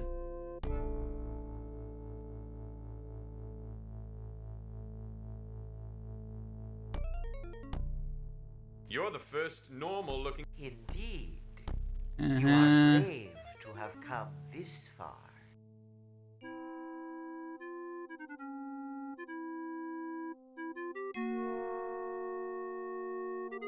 I seek the... Do you? I am a shifter, and some call me wise. What form of wisdom do you most crave? Knowledge of the shifters and what they guard, or of some other race? What is it that you guard? Ah, I guard the cave of shifting dreams. Right, yes. It's why many people try to come here. The cave is full of dreams. Yeah. I am King Callash. Ah, that We've already had this conversation. I'm much. just looking I to see. have a gift for thee, King. If only you will answer a question. Why do you and your... Change must come. Yes, this is as it has Uh-huh. always been. Yes. Perhaps one day your words will He be uses true. What is it? Polystone. Is it a power... No, it is what we call a policy. Not a power stone. Before you leave our land, O King, you Oh must yeah, now go in there and portents await. have a psychedelic experience. I'm gonna go ahead and watch this too because there might be a clue in here. Or this might be where he gets replaced with a shifter, I'm not sure.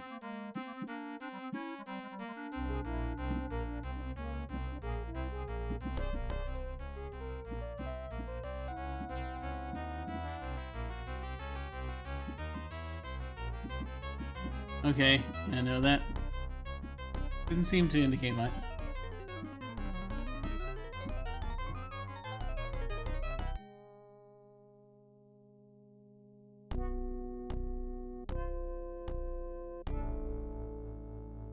This appeared in the cave after my visit. How wonderful. I'd like to talk... I doubt there's any more I can do. I would like to know... This is Which basically of the other race would you races. like to know more about? What do you know of the... Ah, I know not if they truly. I would like to know about the other races. About my own What can you race. tell me of... Ah, I know many things. The great gift of beware. The prophecies say that in the future, the fair will be so numerous that they will war among themselves, and a man named Blair will make... So this actually, I went back and I looked. This apparently was released shortly after Tony Blair was first made Prime Minister. So this might actually be. He was Prime Minister for quite a while, and I think it was in like '94. So that might be a reference, but who knows?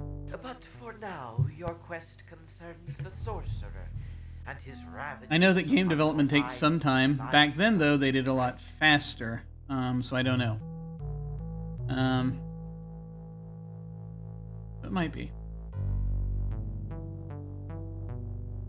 Okay, I don't think there's anything else It was nothing. in this conversation we can grab, so I'm gonna try another one.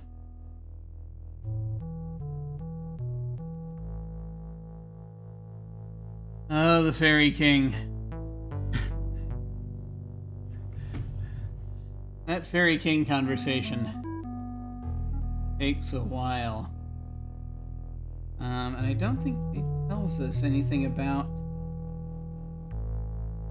Senway. Maybe he does? Yeah. And then let's talk about you knew the rhyme as a child.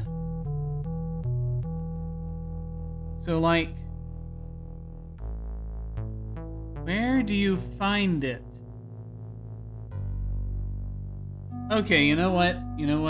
I think the time has come to get help.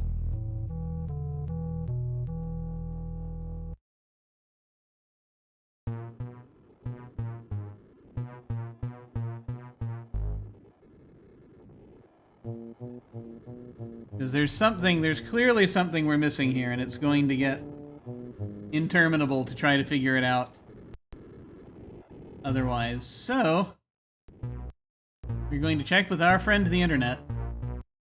Are there any files that I got along with this that are like hint books or anything?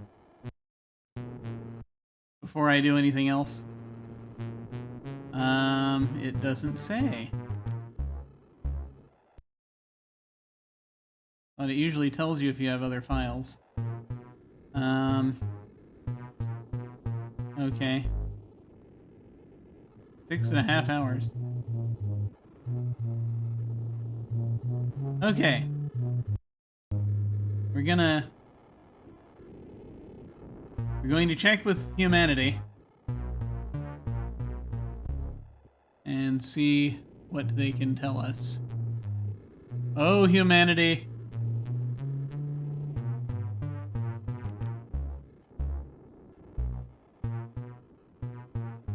Vital clues in the paper manuals, hint books? When is this, 92? That's a great question, actually. Wait a minute. No, it's 94. Let me actually, before I do that, let me actually look at where I bought the thing. Because, I think I got it for free. That's the other thing.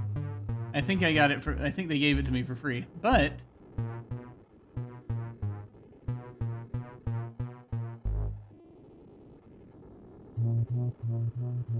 they have so many games in this. A Dragonsphere. There's a little dot next to it. Has there been an update? Manual. Prince Callash examination paper. Okay, so there are a couple of items that apparently come with this game. Let me go ahead and grab both the manual and the examination paper. Because you never know when that'll come in handy. Okay, so where do I put this?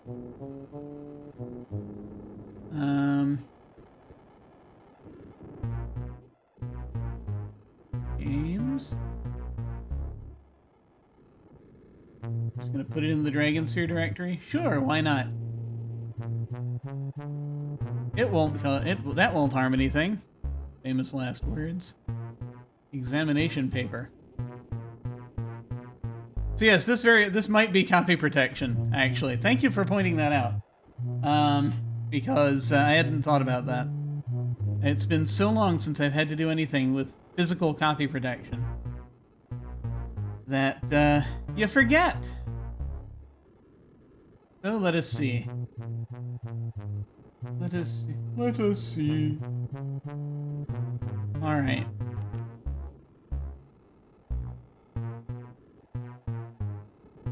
Let me go ahead and open the manual.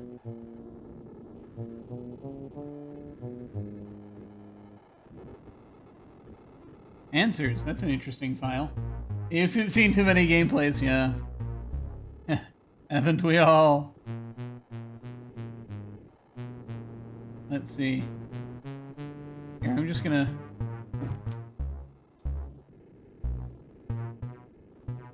dump them in there. I don't worry about it as much. Okay.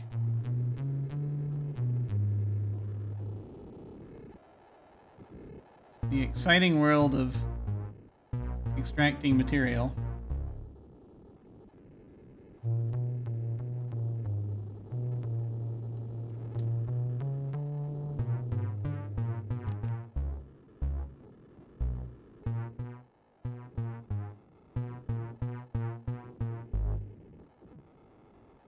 Okay. There we go. Now, let us see. Hang on a moment. Hang on just a moment. Okay. This is the manual.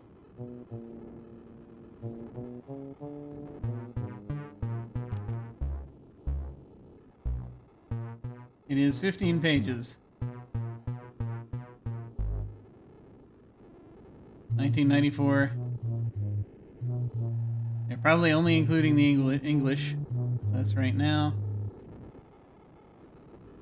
Credits, installation, getting started, interface, user options, and appendices. I feel as though... yeah, there's not a lot of lore that's going to be in here.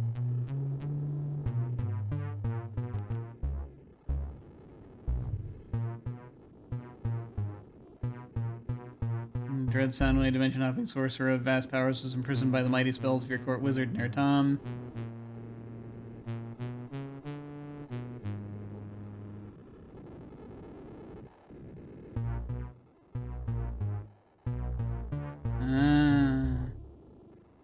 CD-ROM installation, remember those?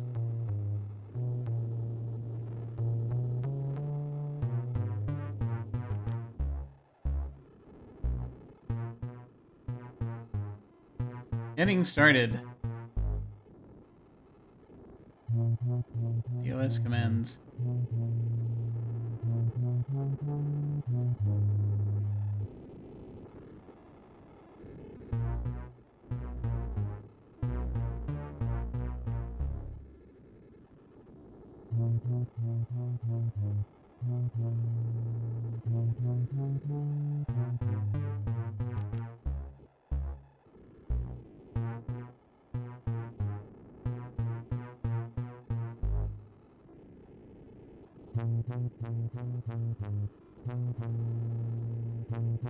The toads. This is just stuff on the interface and inventory and things of that nature. Okay. So I think that there's probably not a lot we're gonna have here. Design notes. Most of us come from the heyday of Tolkien. Oh, that shows. Alright, yeah.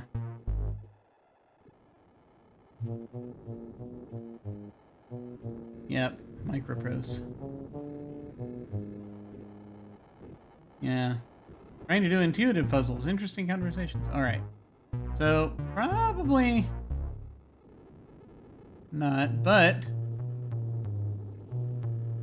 you look at this. Who is the Sorcerer Soundway and why must we fear him? Here we go. Being an excerpt from the examination paper of Prince Callash in his 14th year as reported by Finnick Lay, the royal tutor. Oh boy. It's copy protection. Question 6. The hourglass should be half full at this point. If it is less full, you are ahead. Go back and expand on your previous answers. If it is more full, you are behind. Answer quickly. Who is the Sorcerer Soundway and why must we fear him? The Sorcerer Soundway is many things, but what is most important is what he is not. He is not of this world. He came to our world over 100 years ago, transporting himself from some other dimension of magic and strange machinery. Okay. That's interesting. His pattern is to stay for 1 year, burning lands and slaying inhabitants, and then to demand tribute from the ruling clan. After he receives this tribute, he leaves and does not return for 20 years. When he leaves, he takes his tower with him.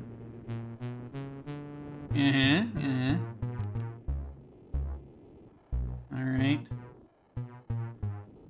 The tower is called Tyr Nagbranwe, which translates to Tears of the Dragon in the younger speech. It is so named for the endless waterfall that cascades from its upper window. The ruling clan should not be blamed for acceding to Soundway's demands. The sorcerer has many deadly powers, as he demonstrated during the Battle of Hightower a century ago. During the Battle of Hightower, the sorcerer was actually struck a sword blow on the leg by my ancestor Claxus. Leg. But it was not enough to defeat Soundway. Claxus was himself killed and the invasion scattered. The sorcerer's tribute was delivered as usual. The tribute typically consists of various foodstuffs, including grains, fruits, cows, and vegetables. Just whole cows. Gold, other metal ores, and farm products, such as cotton and sheep's wool. No one is sure what the sorcerer does with these items, especially the metal ores, for he has no visible army to carry swords in his defense. Grains, fruits, cows, and vegetables. These are the things he likes to eat.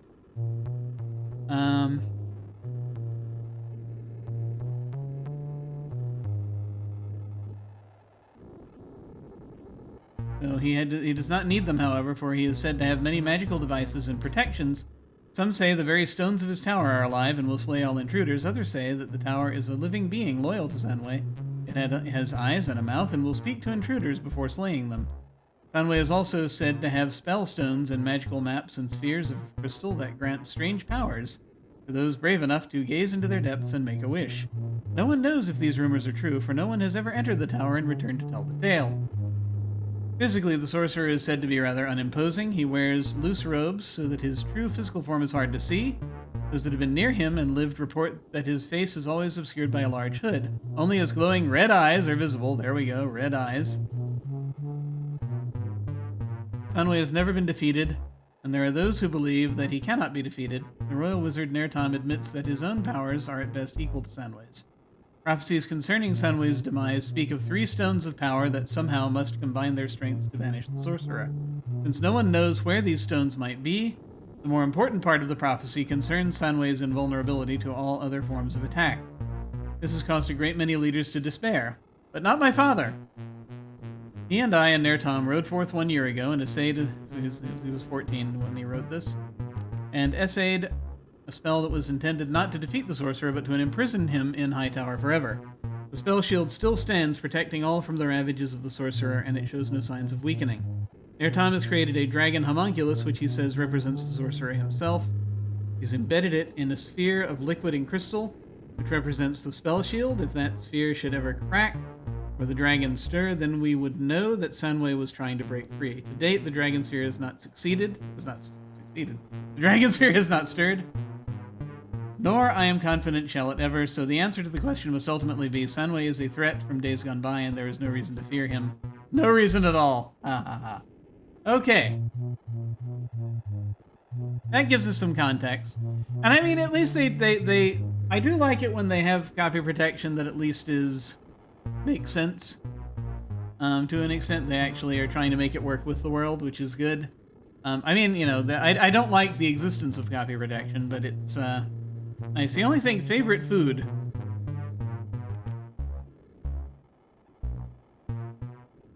Is the only thing we didn't really adequately answer. Grains, fruits, cows, and vegetables.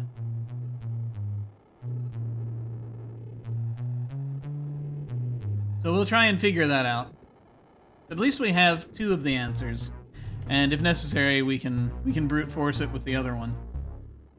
That narrows it down to 5 choices instead of 75. So that's instead of 75 combinations. So that's much better. Okay. Oh no! I did not mean to do that. Oh, you just polished it. Okay. I was worried I was invoking it.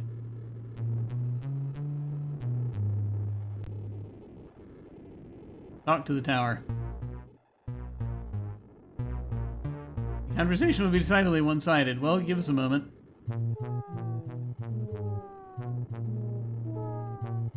Ah, dang it.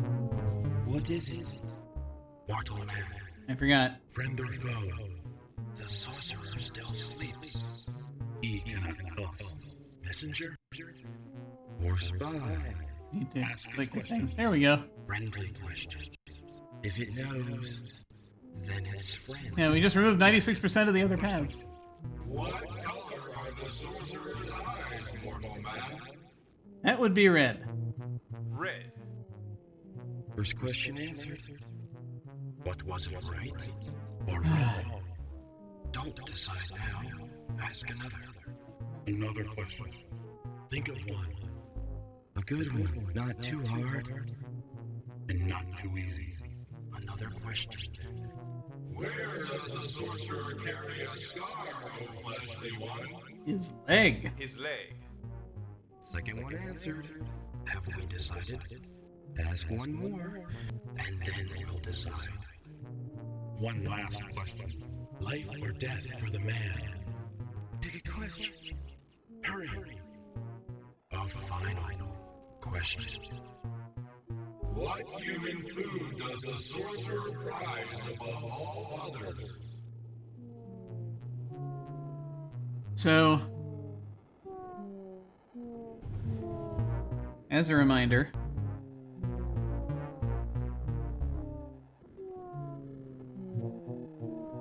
grains, fruits, cows, and vegetables. So it could be beef stew. Could be corn on the cob. Could be seedless oranges. Could be sourdough bread. It could be any of these.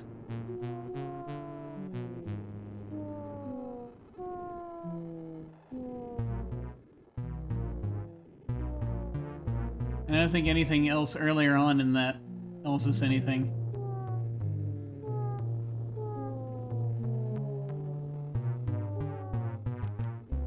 Sugar candy is the only thing that probably doesn't work with that. So we're gonna start with beef stew, and then we'll work our way around from there. Beef stew. Have I answered the questions correctly? Yes, human. There we go. You are a friend of the sorcerer, sure. You may pass. Where's our comprehensive primer to Sunway? I know, right? Okay. Yay!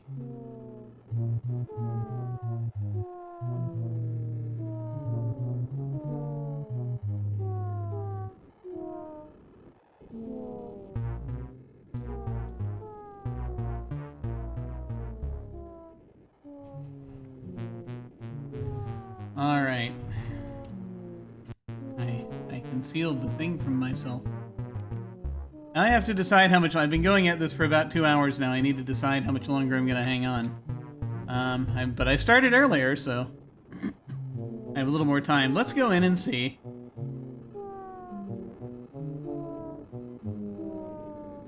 What we have here.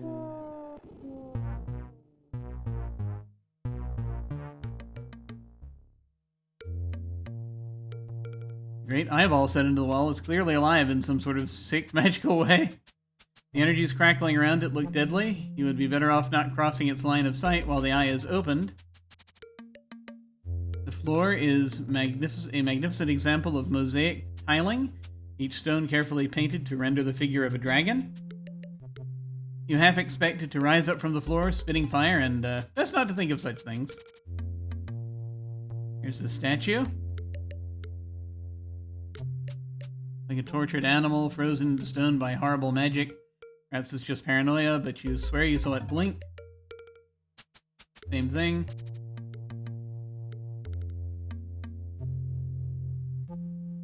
Arched doorways lead to a wide chamber. Doorway leads to a wide chamber that seems to have no ceiling. It's hard to tell from here. The sconces here are the desiccated skulls of some cow-like beast. The firelight flickering behind their hollow eyes fills you with fear.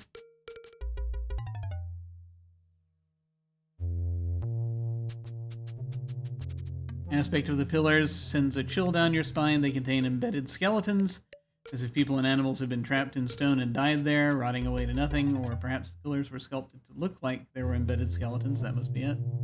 Ugh. Oh, there are 3 of these. Okay.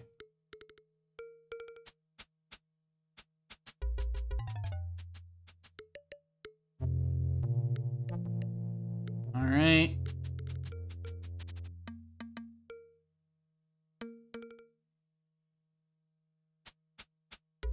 Arched doorway leads to a gloomy room whose contents you can barely make out. It seems to be dusty and full of papers. Okay. It only blinks very briefly.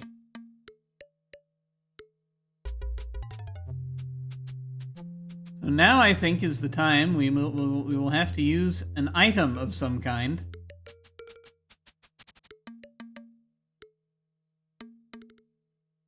To do something.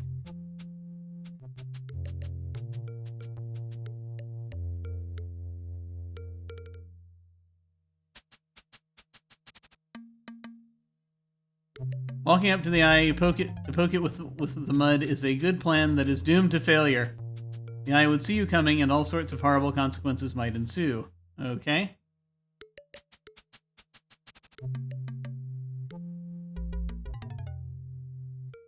Statues are immobile. They're not blocking any hidden entrances or disguising any secret doorways.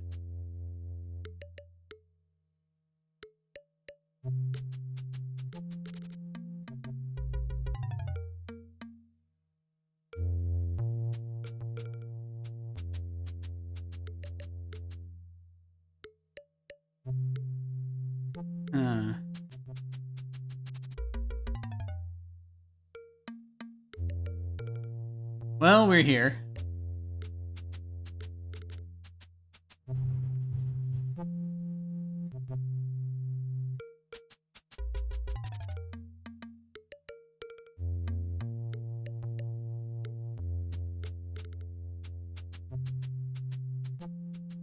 There's no way to trigger them, no spell to release from them. You're not sure how to invoke whatever power they may have. Okay.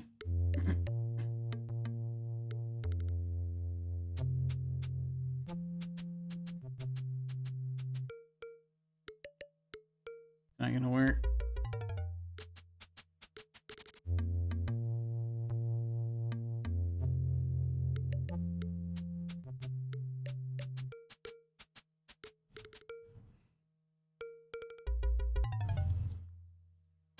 If this is a timing puzzle where you have to, like, leap across while it's blinking, that will be very disturbing indeed.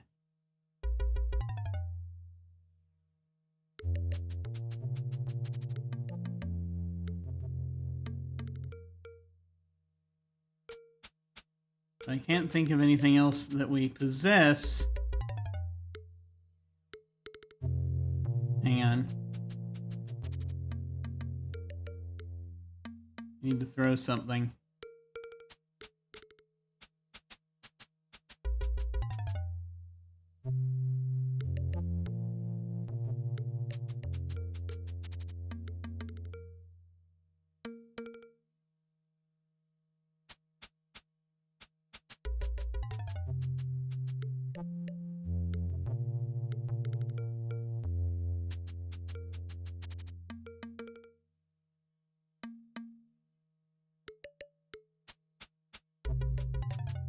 Let me see here.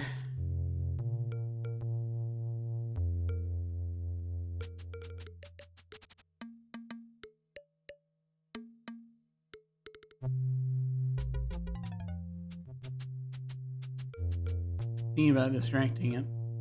Well, let me see about just crossing while it's blinking. No. Okay. So that's not good. Electrical spasms cause your muscles to twitch as the eye's magic does its deadly work. Should have closed the eye first. Right, yes. That's what we're trying to do.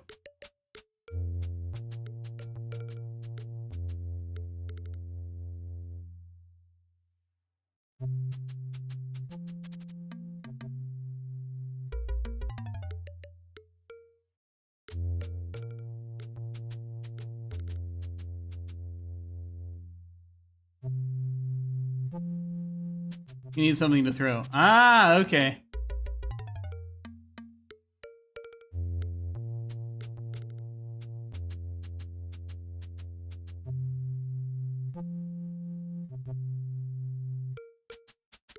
Hey, we haven't used this goblet for anything.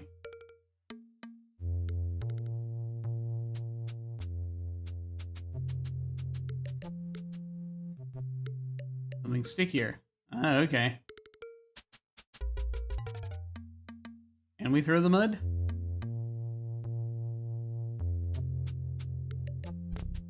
Yep.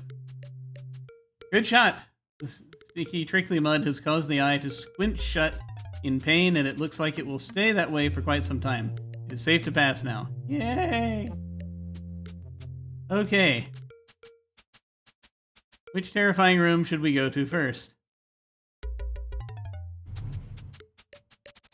Go to the room with the papers. That sounds good.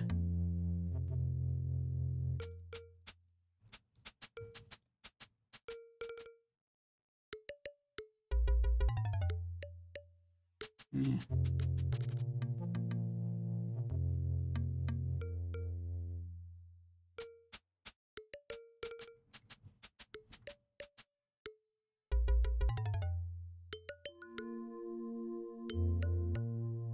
Oh, this looks perfectly safe.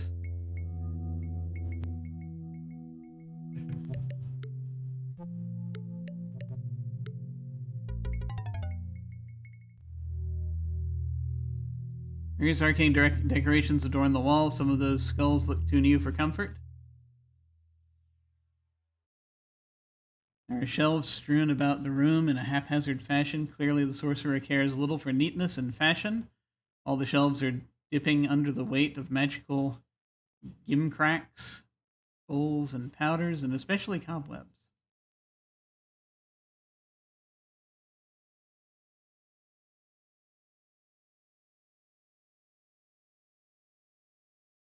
Witch paraphernalia? The Wizards of the South toy with a difficult kind of magic from that of Callash. Callash, it is called witchery, and involves the use of masks and staffs similar to the ones hanging on the wall. Perhaps Sanway was experimenting with new kinds of magic. You know no witchery, and wisely decide to leave the things where they are.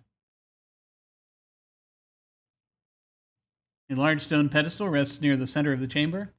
That's the center of the chamber? It's on the left side of the chamber.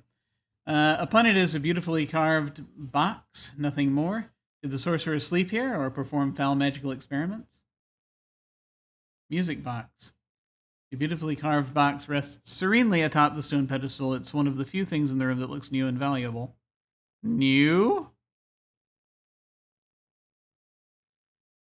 The room is stuffed full of magical junk, globes, and spheres of solid stone, books, and cracked bottles whose contents long ago leaked away. None of this junk looks even remotely useful. Book of Magic. An especially large, dusty volume rests on a shelf. The pages are crumbling to dust, and only one word is legible, peeking out from the volume like a shy mouse. That word is Power Stone.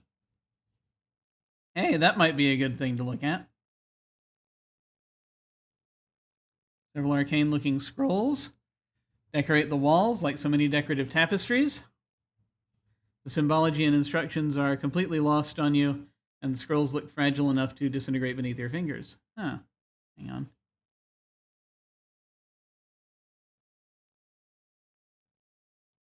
Let's see. Ever have a feeling with your throat? All right.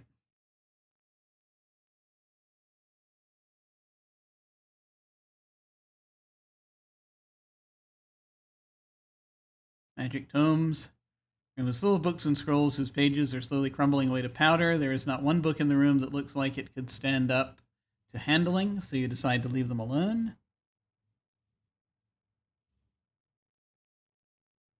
The closet.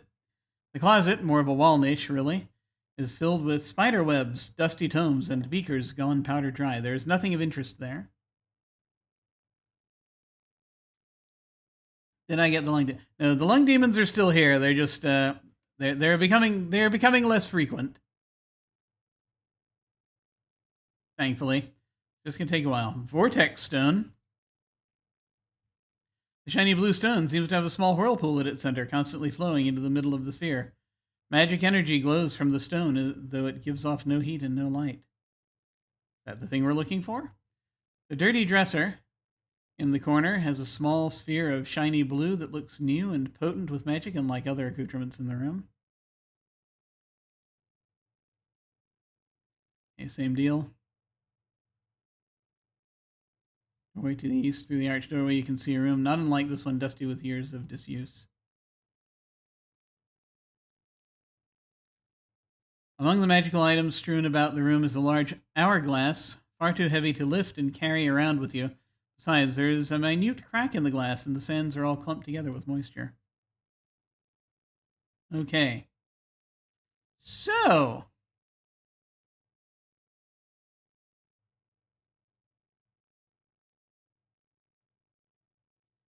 this can't possibly go wrong. The interior of this box contains a mechanism for making music, but magic must be involved, else the music would not sound so sweet.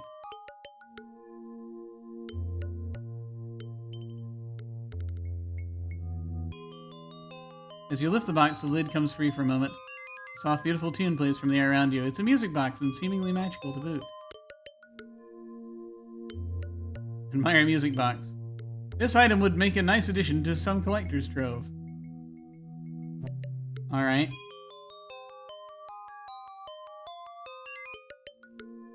Oh, hey! Hey, Critwitch. Hello.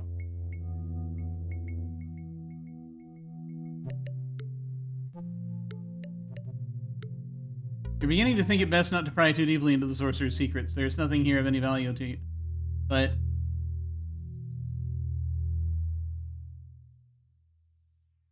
pages are crumbling to dust. One word is legible, peeking out from the volume like a shy mouse. Word is Power Stone.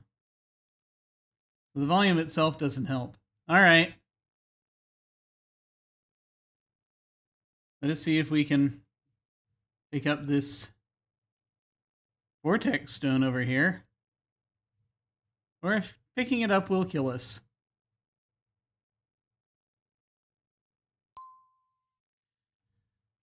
It doesn't look like the other Power Stone, so it's probably not that. That is Music Box. I imagine we'd see an Hellraiser with that tune. Possibly. I hope this day is going well for everyone. Yeah, I'm doing okay. I think. I don't know. It's Sunday. We didn't get to play Invisible Sun last night, so that saddened me. But hopefully in the future. The stone vibrates very. Yeah. By the way, for those of you just joining us, this is a game from the mid-90s. Strap in. The stone vibrates very faintly in your hand. It is an enchanted spell stone whose trigger comes to your mind as you hold it. Activate the stone, and you can absorb the magic from anything that bears its own sorceress energy. Oh my goodness. It's a magical transference stone. This object resembles other spell spheres you have seen, but it has a strange swirl of color in the middle. You'd swear the colors were constantly moving in toward the center of the sphere, but of course that's not possible. Okay, cool. That I think would be most helpful. We are going to save the game again. Where is Hanway? It's supposed to be imprisoned in this tower. The bird person said, I think, that he's currently asleep. I think it was either the bird person or the hermit said that he's asleep. So I'm going to presume for now that until the wall cracks open, that he is still asleep. Oh, hey, a snake. Rope. A coil of rope 20 to 30 feet long sits in the middle of the floor. This would in no way be unusual, save for the fact that this coil of rope is alive, swaying like a cobra and blocking further access to the room. Well, let's try this sphere.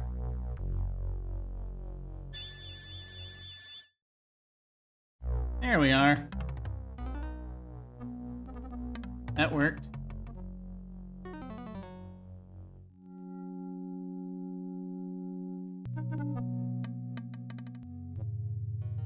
Coil of rope now rests gently on the ground, deprived of its magical life force by the vortex stone.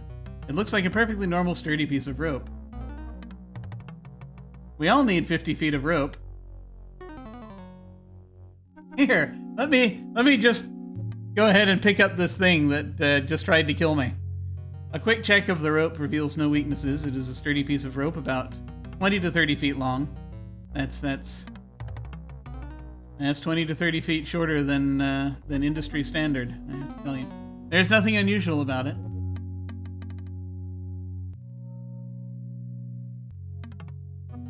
What once was a magically animated monster is now just a coil of rope about 30 feet long. Rope and pythons, is there anything they can't do? Nothing, I say. Nothing they cannot do. As you examine the wall more closely, you realize it is a little... That's right. Yes, good. Good. The shelves in the room are covered with glass and ceramic jars full of powders. Since you have no idea what any of them are for, it would be a good idea to just leave them alone. Cobwebs. Cobwebs and dust coat this room as they did the room of magic. This room seems cleaner overall, as if science were more ageless than magic. Ancient barrel. An ancient barrel stands precariously in the corner, held together mostly by the spider webs that wrap around it. Close examination reveals that it is empty. And once again, I come to realize I need to take care of the captions. It's been happening a lot more frequently lately.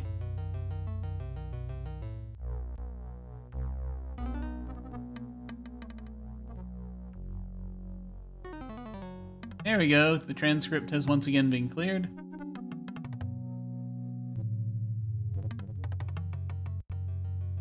And back here we go. Okay.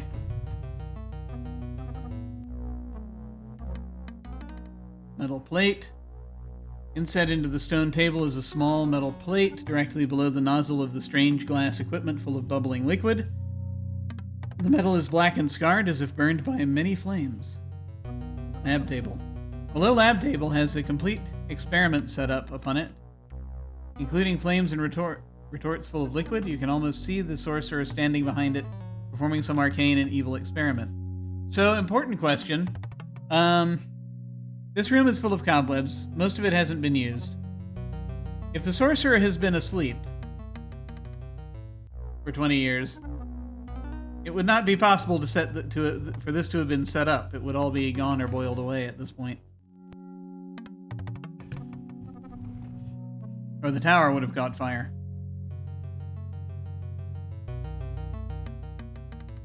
The last ball is filled with liquid, which bubbles and roils from the heat of the flames below. When the petcocks above the neck of the retort are opened, the hot gas can flow freely through the tubes. Oh no, wait, there's a thing we have to make. Oh no. There's a thing we have to make.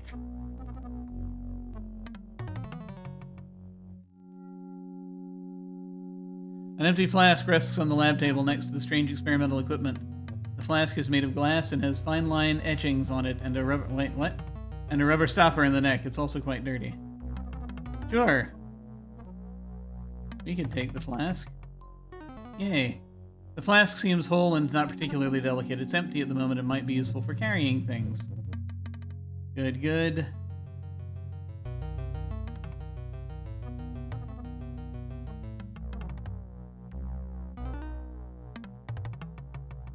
So, like, there was a thing that the wizard, haha, we don't know who that is, that the hermit down below was saying you can make using certain things. And one of them involved vapor surrounding something. I feel like we're gonna have to get the other ingredients and put them in there. I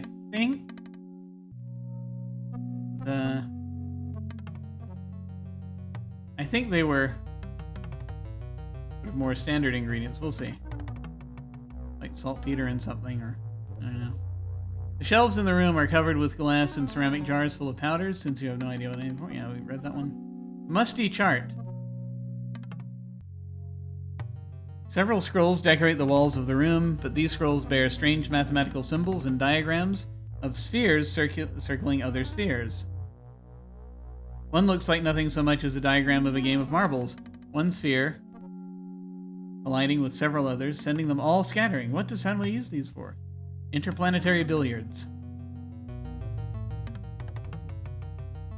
The stone cabinet that stands in the corner of the room holds the same strange array of containers as the shelves in the room. Oddly enough, however, all of them seem to be empty. Balance. B-A-L-A-N-C-E.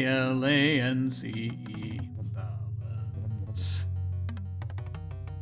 The hand balance is used to weigh small amounts of powders and such against fixed, known measures. The set of weights is missing except for a small lump of metal labeled 1 gram in the left hand pan. The metal mechanisms of the balance look like they are rusted in place.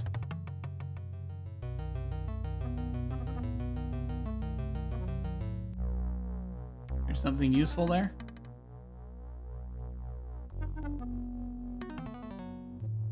Yeah. Better to leave the various accoutrements alone. Most are in terrible condition and would be of no use to you anyway. And moving them might wreck them further. Look at the cage.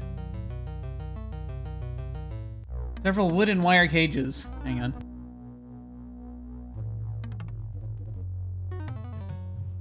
Lungs. Several wood and wire cages are stacked haphazardly in the corner. They lack lids, but a musty smell inside indicates they may have held animals at one time.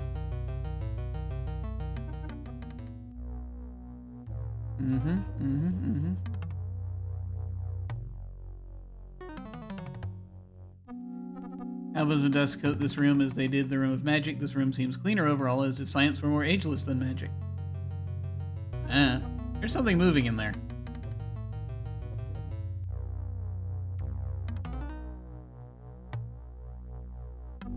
Wait a minute.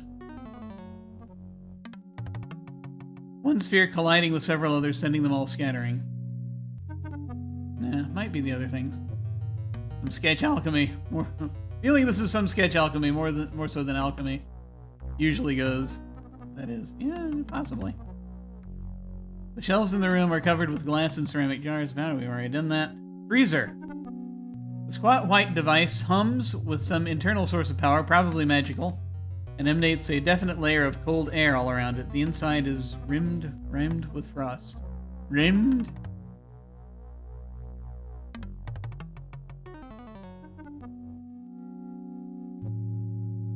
Magical freezer has no lid. Anything you put in it is likely to get cold. Okay.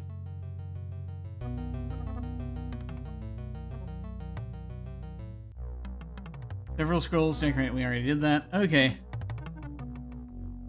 This cage still has living occupants, at least one anyway. There are 2 rats, one of which is moving about. You shudder to think what it has been eating all this time. The other cage is the other is stiff and unmoving in the corner of the cage.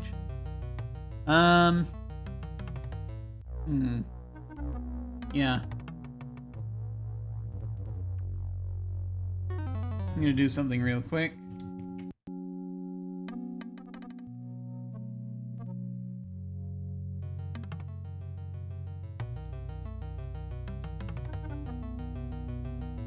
Okay. Just made a quick adjustment to the content warning to include animal mortality. As I kind of figured, but you know.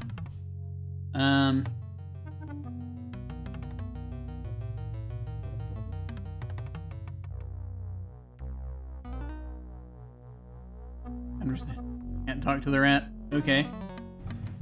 Here, let's do something very foolish. Let us open the rat cage.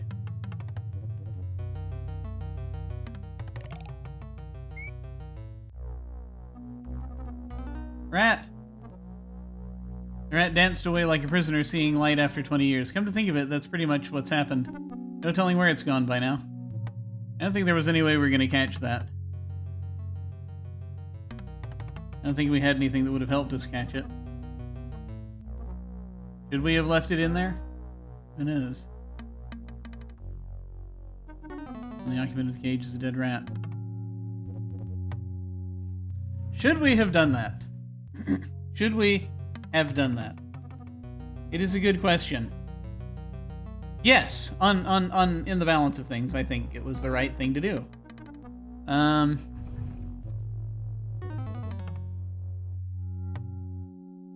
At 53.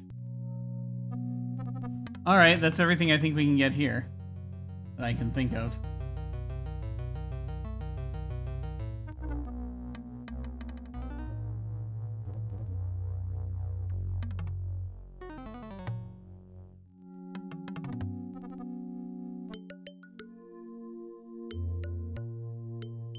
The fact that we had the ability to click on the rat as it was running, though, tells us something, but who knows? Are we going to talk to it? I don't know.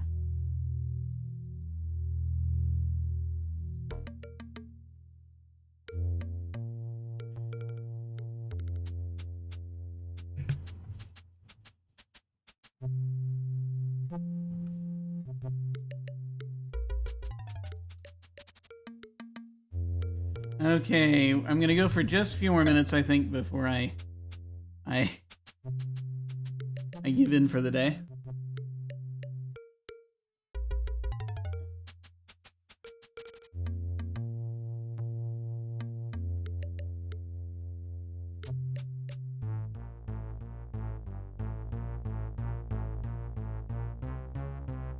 Buttons.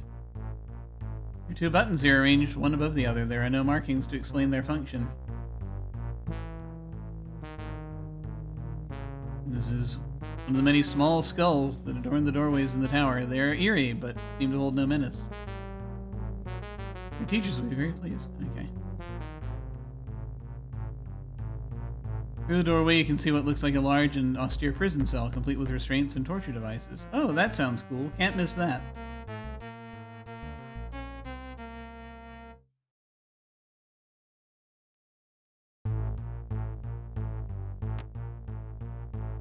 There's a distinct click as the button presses in. From somewhere you suddenly hear a low-pitched magical humming. Ah! This is an elevator.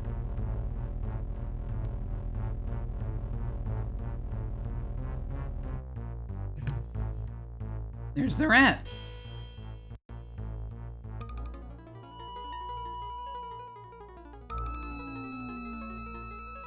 Whoa. Good grief, that rat didn't just go through the door, he went into it. Some kind of teleportal spell shimmering in the doorway. And the rat caught it and sent into the corridor beyond, where something terrible seems to have happened. That's not good. I don't like this floor. I'm going back down. Because I want to check something out. Also, there appears to be a weird sort of loft up there we cannot access. I wanted to check this room.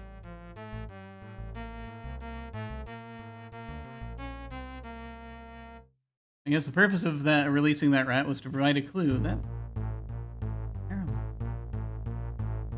A single beam of blue light tinged by the great shielding spell comes through a heavy glass window set high into the wall. The square of blue must have been a mocking piece of freedom to the helpless prisoners here. Yeah, I mean, it's that. I guess it was meant to be a clue to not go into that room unprotected. There was room enough in this cell to hold 4 people chained to the wall by their hands. The manacles are for attaching around the prisoners' wrists, as demonstrated by the poor unfortunates on the east wall. The heavy stone benches must have been used for sleeping and sitting. At least your dungeon at home had straw for the prisoners to sleep on. At least this floor is not stained with past evils, as one might expect. The locked trapdoor in the floor is an odd addition for a prison. Huh. The walls are festooned with instruments of restraint and torture, as well as a trickle of dangerous-looking green slime.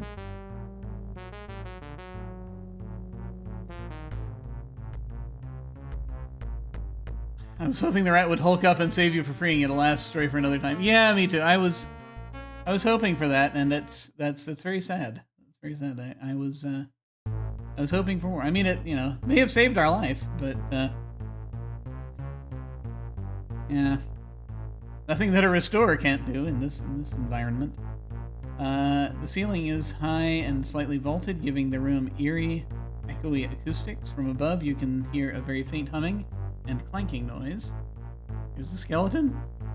This prisoner seems to have been chained and then forgotten sometime around the time the sorcerer went into his preserving sleep.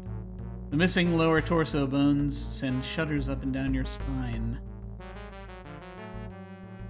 Okay. Waist lock. Another heavy band to be wrapped around a prisoner's middle. This one is so thin you suspect it was an instrument of torture rather than restraint. Leg lock. These are very specific things. For more recalcitrant prisoners, leg irons are an extra form of restraint. Only 2 of the prisoner stations have leg restraints.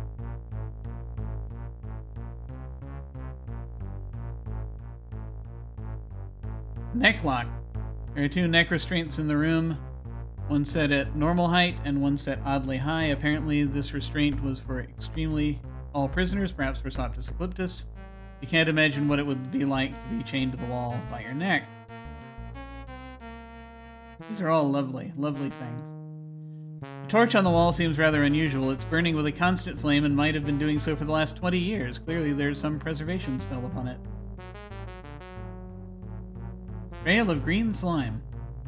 A continuous rivulet of evil-smelling, algae-laden water runs down the west wall. You hesitate to think where it might be coming from. It looks like it continues on down through a crack in the floor to the room directly below this one.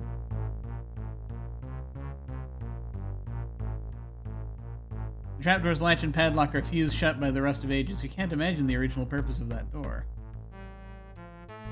So, one thing I'm thinking about is...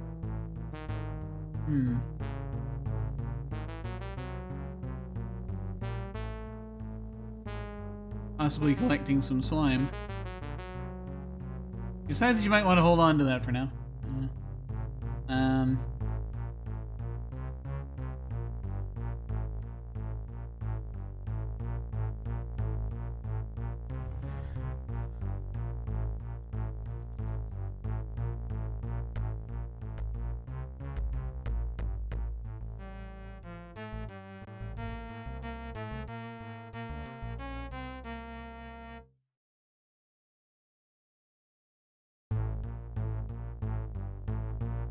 Oh, how appetizing the stuff looks like it might eat through the goblet. Besides, there's nothing you can do with a cup full of green slime. Alright. I was thinking about, pouring it on this door, but, whatever.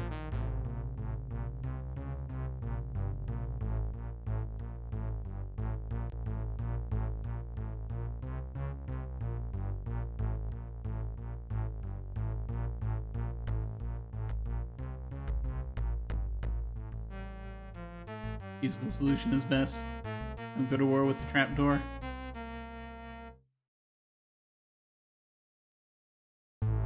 Alright.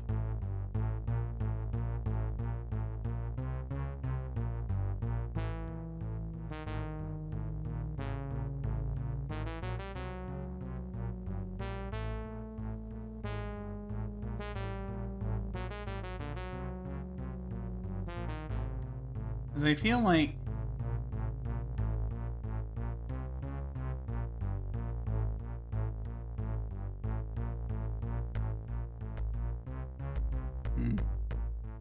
well, yeah, that's what I was thinking. Is I was trying to figure out a way to catch it in the flask, but no,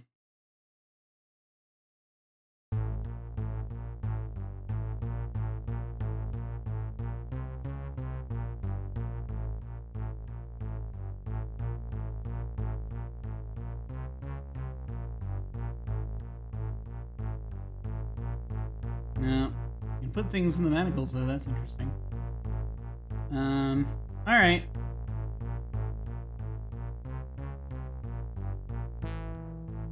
Just curious if there's, like, a thing here.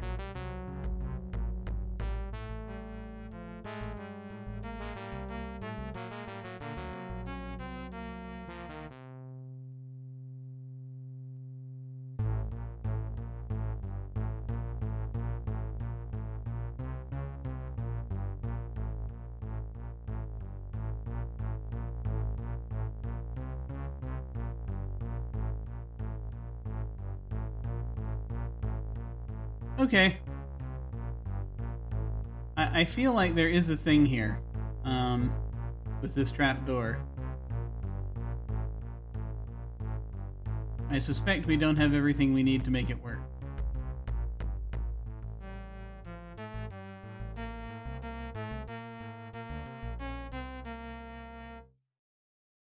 All right.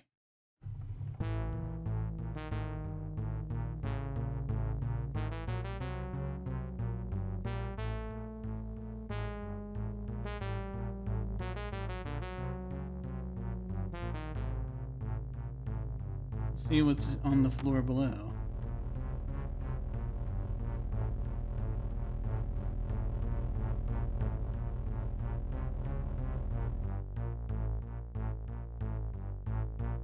You examine the floor more closely, realize that it's a little more than a fire. The inky blackness prevents you from seeing more than a few feet beyond your face. All you know is there's a doorway. Where it goes, you cannot tell. There's a little blue light in there.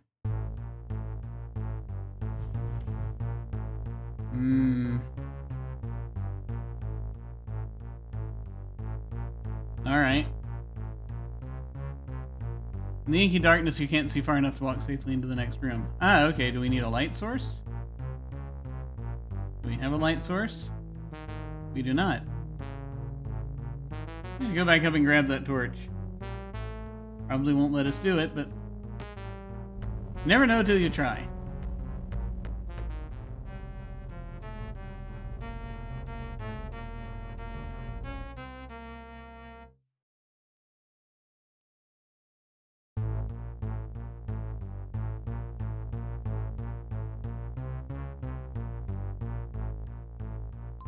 Ah! Excellent. With some curiosity, you take the magical torch and examine it more closely. It's awkward to carry, but you can manage. There we go. This is a magical wall torch, smaller than most because it is meant for prisoners who traditionally don't need much light, but ever burning with a bizarre orange flame. That will help.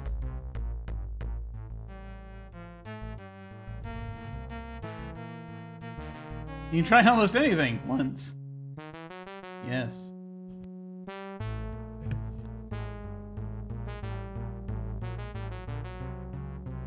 I'm actually going to look at that upper floor one more time. Oh, yeah. I don't know what order I'm supposed to do anything in. This room, this area. I keep thinking there's something that's supposed to be happening there.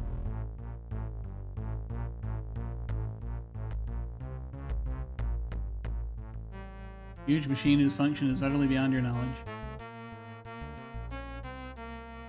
The thin, flexible frame that surrounds the shimmering portal and connects it to the stone doorway is made of some metallic substance that is currently glowing red hot.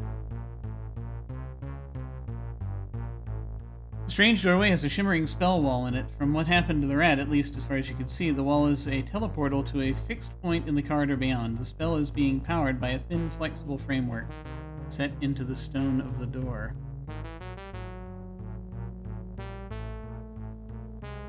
We shall probably melt if we go through. Here at the top of the tower, you wonder why this window is barred. Is it to prevent the shack from attacking? Could be. Big skull. Big skull. Tells the door the doors all through this tower, but this is one of the larger you've seen. Does that mean that there's something especially dangerous behind this doorway? Through the doorway, you can see a huge machine whose function is utterly beyond your knowledge. Excellent. Let's go poke it.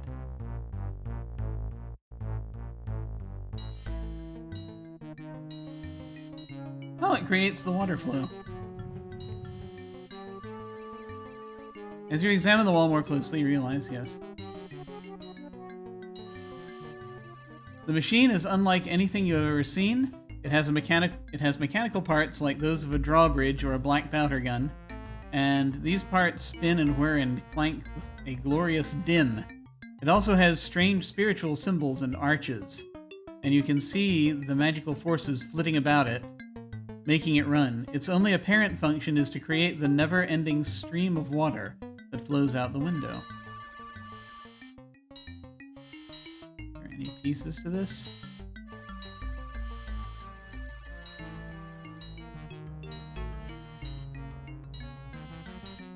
Some spark there.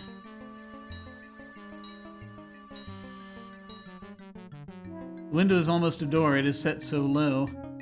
The stream of water runs out of it to fall to the ground far below. Through the window, you can see a vast distance across the high tower range. The water begins from nowhere, pouring from a moment in space produced, somehow, by the infernal machine. The water then runs in a powerful stream out the window to become the tears in Tears of the Dragon. The water begins from nowhere, pouring from a moment in space produced. Yes, yes.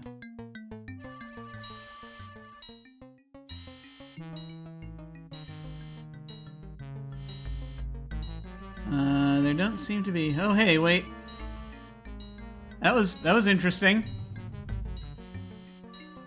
Spirit-like entities.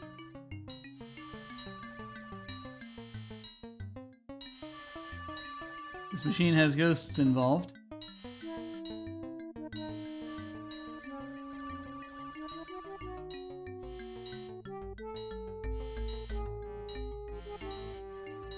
I don't think I have anything that I can... You found the freight elevator. Yeah.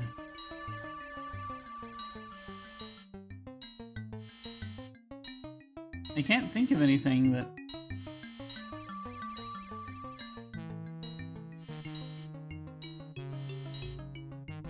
The infernal machine is far too vast for you to affect with your puny strength. Does it have a user interface? Despite the embodied spirits that flit about its upper reaches, there doesn't seem to be any guiding intelligence to the machine. It cannot reply. No obvious way to manipulate the function of the machine. Here's an idea.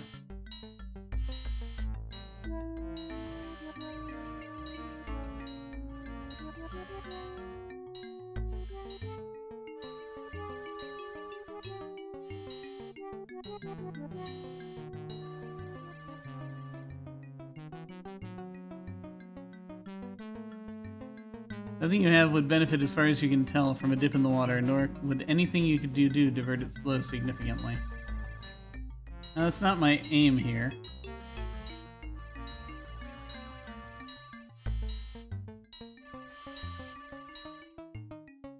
You catch a little of the magical water in your goblet, but nothing untoward happens. Even you are not mad enough to try drinking it. After a moment's contemplation, you empty the goblet once more. Okay.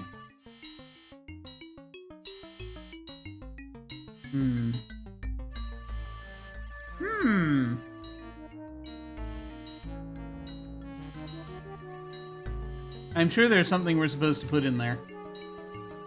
But I don't know what. So we're gonna leave the room. Because that's about all I got. It's very pretty, sparkly bits there. And I don't know if it's like creating a space in thin air or if it's actually hitting the wall there because of how the dimensions are. But it won't let me figure it out. Okay. Well.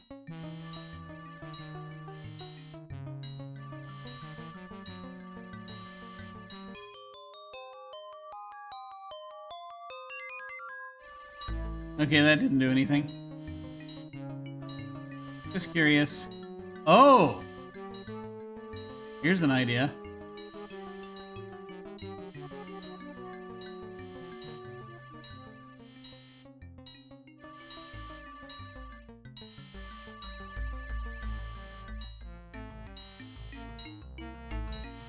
We have to break this machine later, don't we? Hey, why not do it now? The amount of magic in the Infernal Machine is too great, you feel the Vortex Stone vibrate in your hand as it attempts to absorb too much power. Instead, the whole process fails. Yeah.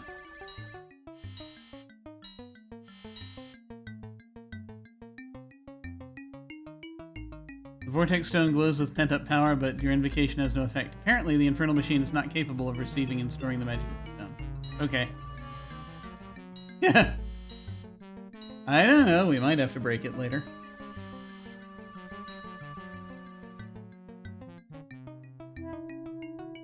Alright.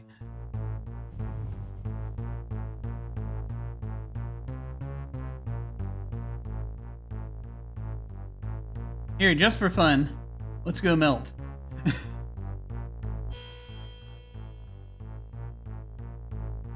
May want to divert your eyes, this will be kind of horrific.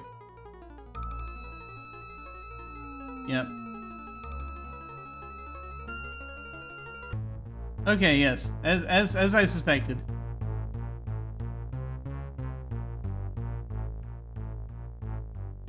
Out of curiosity, there are a couple of things.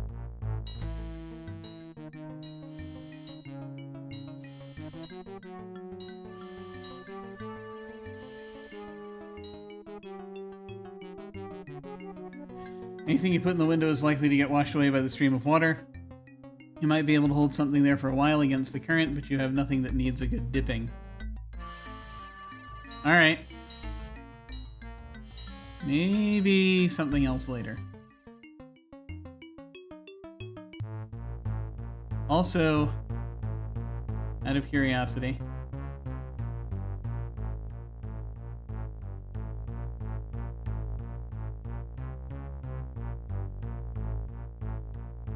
okay. I was just curious. Okay.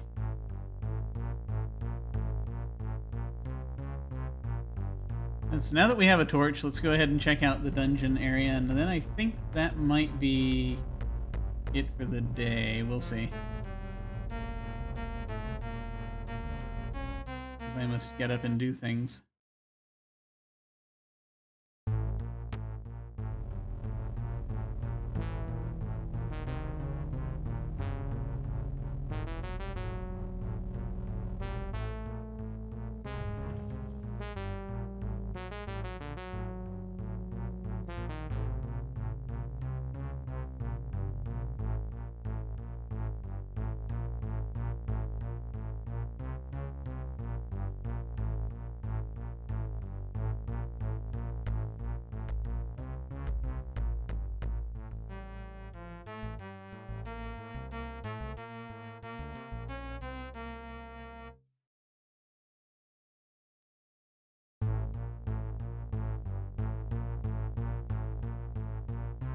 Okay. That's interesting. A very large spider web sits in one corner near the floor. There are a few dead insects in it, which at least shows that some things still live within this tower. The walls are dark and damp. The far wall is decorated by a trail of evil-looking green slime. This part of the floor is perfectly normal, like that of most of the rest of the tower, stone and mortar. The far half of the room is dominated by the odd blue glow coming from the mortar of the floor. Even without any magical abilities of your own, you can sense the power that crackles beneath the stone. You suspect dire consequences for trespass. Here's where the trail of slime leads. The weird smear could be nothing more than condensation mixed with algae, but it seems to be coming from the ceiling, oozing down from the room above. The slim stone pedestal is set firmly into the floor, though it does not glow with the dangerous light of the stone that surrounds it. Upon it rests the object of your desires, one of the 3 power stones, mocking you with its nearness. The power stone sits atop its pedestal, shining faintly with magical power. Its hypnotic scintillations, good word, almost make you want to step forward and grab it, which is surely not a good idea.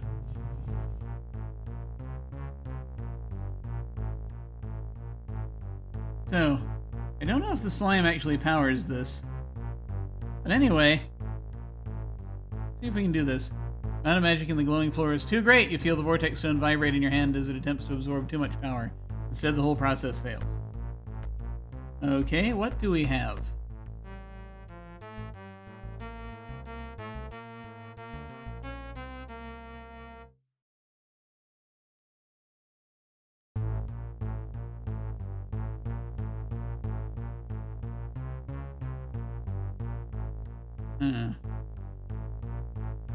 Nothing immensely useful, but I have an incredibly weird idea.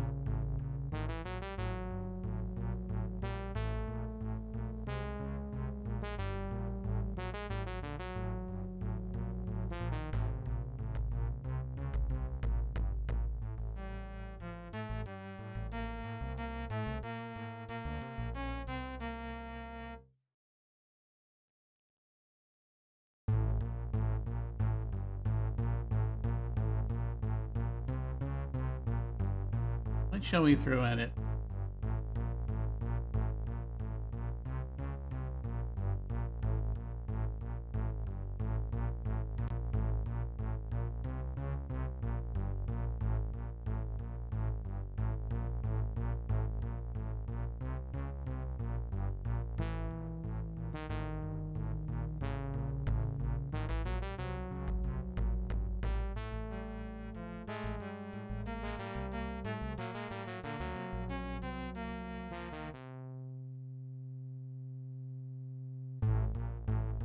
Okay. We animate the tentacle parts? Maybe. Oh, I see what you're saying. Give it a try.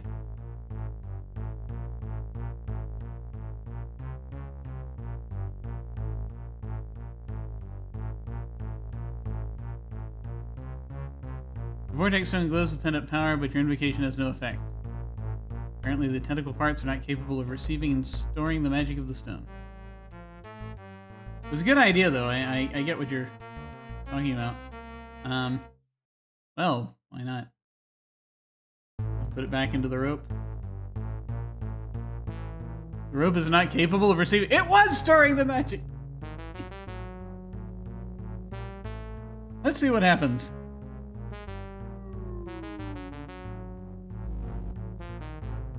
Strange blue feelings rise up over you. The floor is absorbing not only your body, but your very existence. You remember a prophecy. The stone trap cannot be defeated on the level. On the same level? Have to do something else?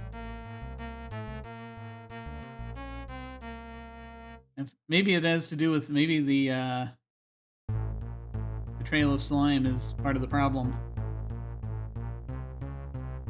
That's interesting. Okay.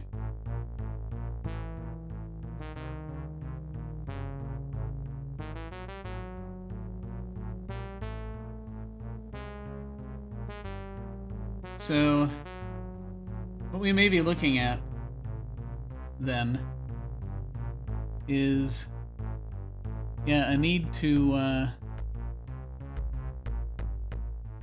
we may need to come back to this. But, yeah, I can see the possibility of maybe going up to the cell and trying to find some way to stop the slime.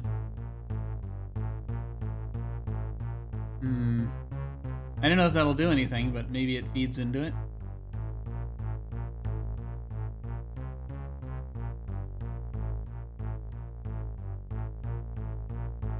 Maybe the slime would carry something through it. It's interesting. There's stuff we've not yet tried. I think. We just have to figure out what those things are that we haven't tried. Because we have explored, I think, the entirety of this place. So, I'm going to go ahead and save one more time, and I think this is actually where we're going to probably bookmark it for now. Since this is a good place. I think we've explored everything, now we just need to figure out what to do. It's interesting. It's very interesting. Don't know if setting the slime on fire will do anything. I don't think it can. It's algae. It's liquid. Alright. I think that will be it for now. I think. Staring at everything. There was some sort of chemical thing we need to try. Hang on. I just gotta check this out one more time. I want to remember something.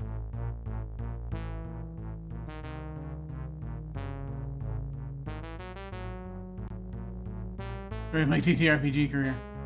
Thanks. Oh, you're welcome. Thank you for coming, and I appreciate it. I do want to try one more thing. Real quick. Before leaving. I do want to check one thing out. I want to see if it may be too late here. For me to do it, I may have to restore earlier.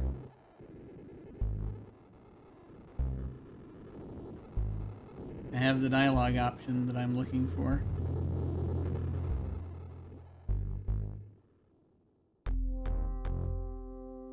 Hello again, young fellow. What is it now? I want to know more about the tower. It's Tirnock Branway. The tears of the dragon.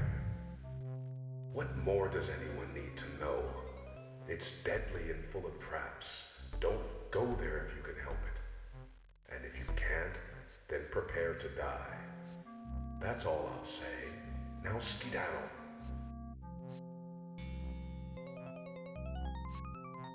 You again. Get out of here before I turn you into a toad. Interesting. Okay.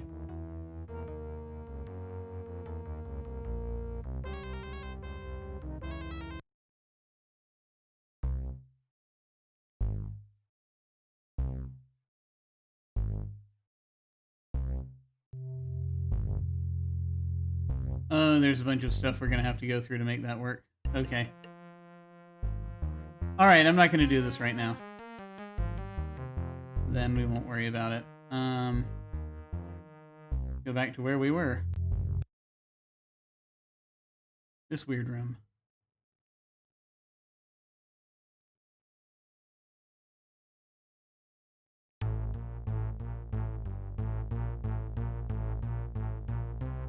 Okay. Alright. That, I think, shall be it. For now. Alright.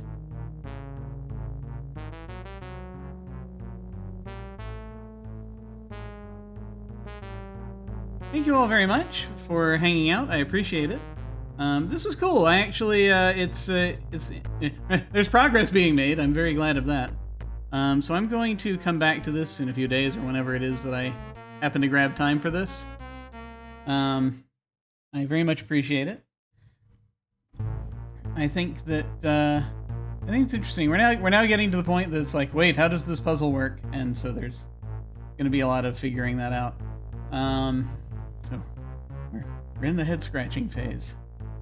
But so we'll tackle that next time. I think I'm just glad we sort of mapped everything out there in the tower. So let's see. Let me fix the captions one more time,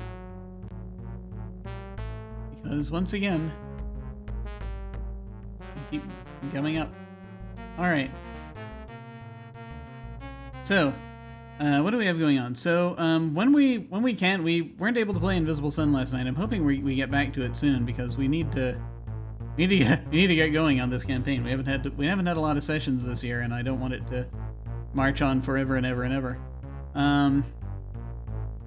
So when we can, we play Invisible Sun on Saturday nights. What do we have happening right now? We have a few things happening, I think. Let me look at my calendar. Perhaps that will tell me, because I know there's stuff happening. Yeah, so sometime in the middle of next week, we're going to have actually a one-shot of Monster of the Week is going to be happening. Brian's going to be running that.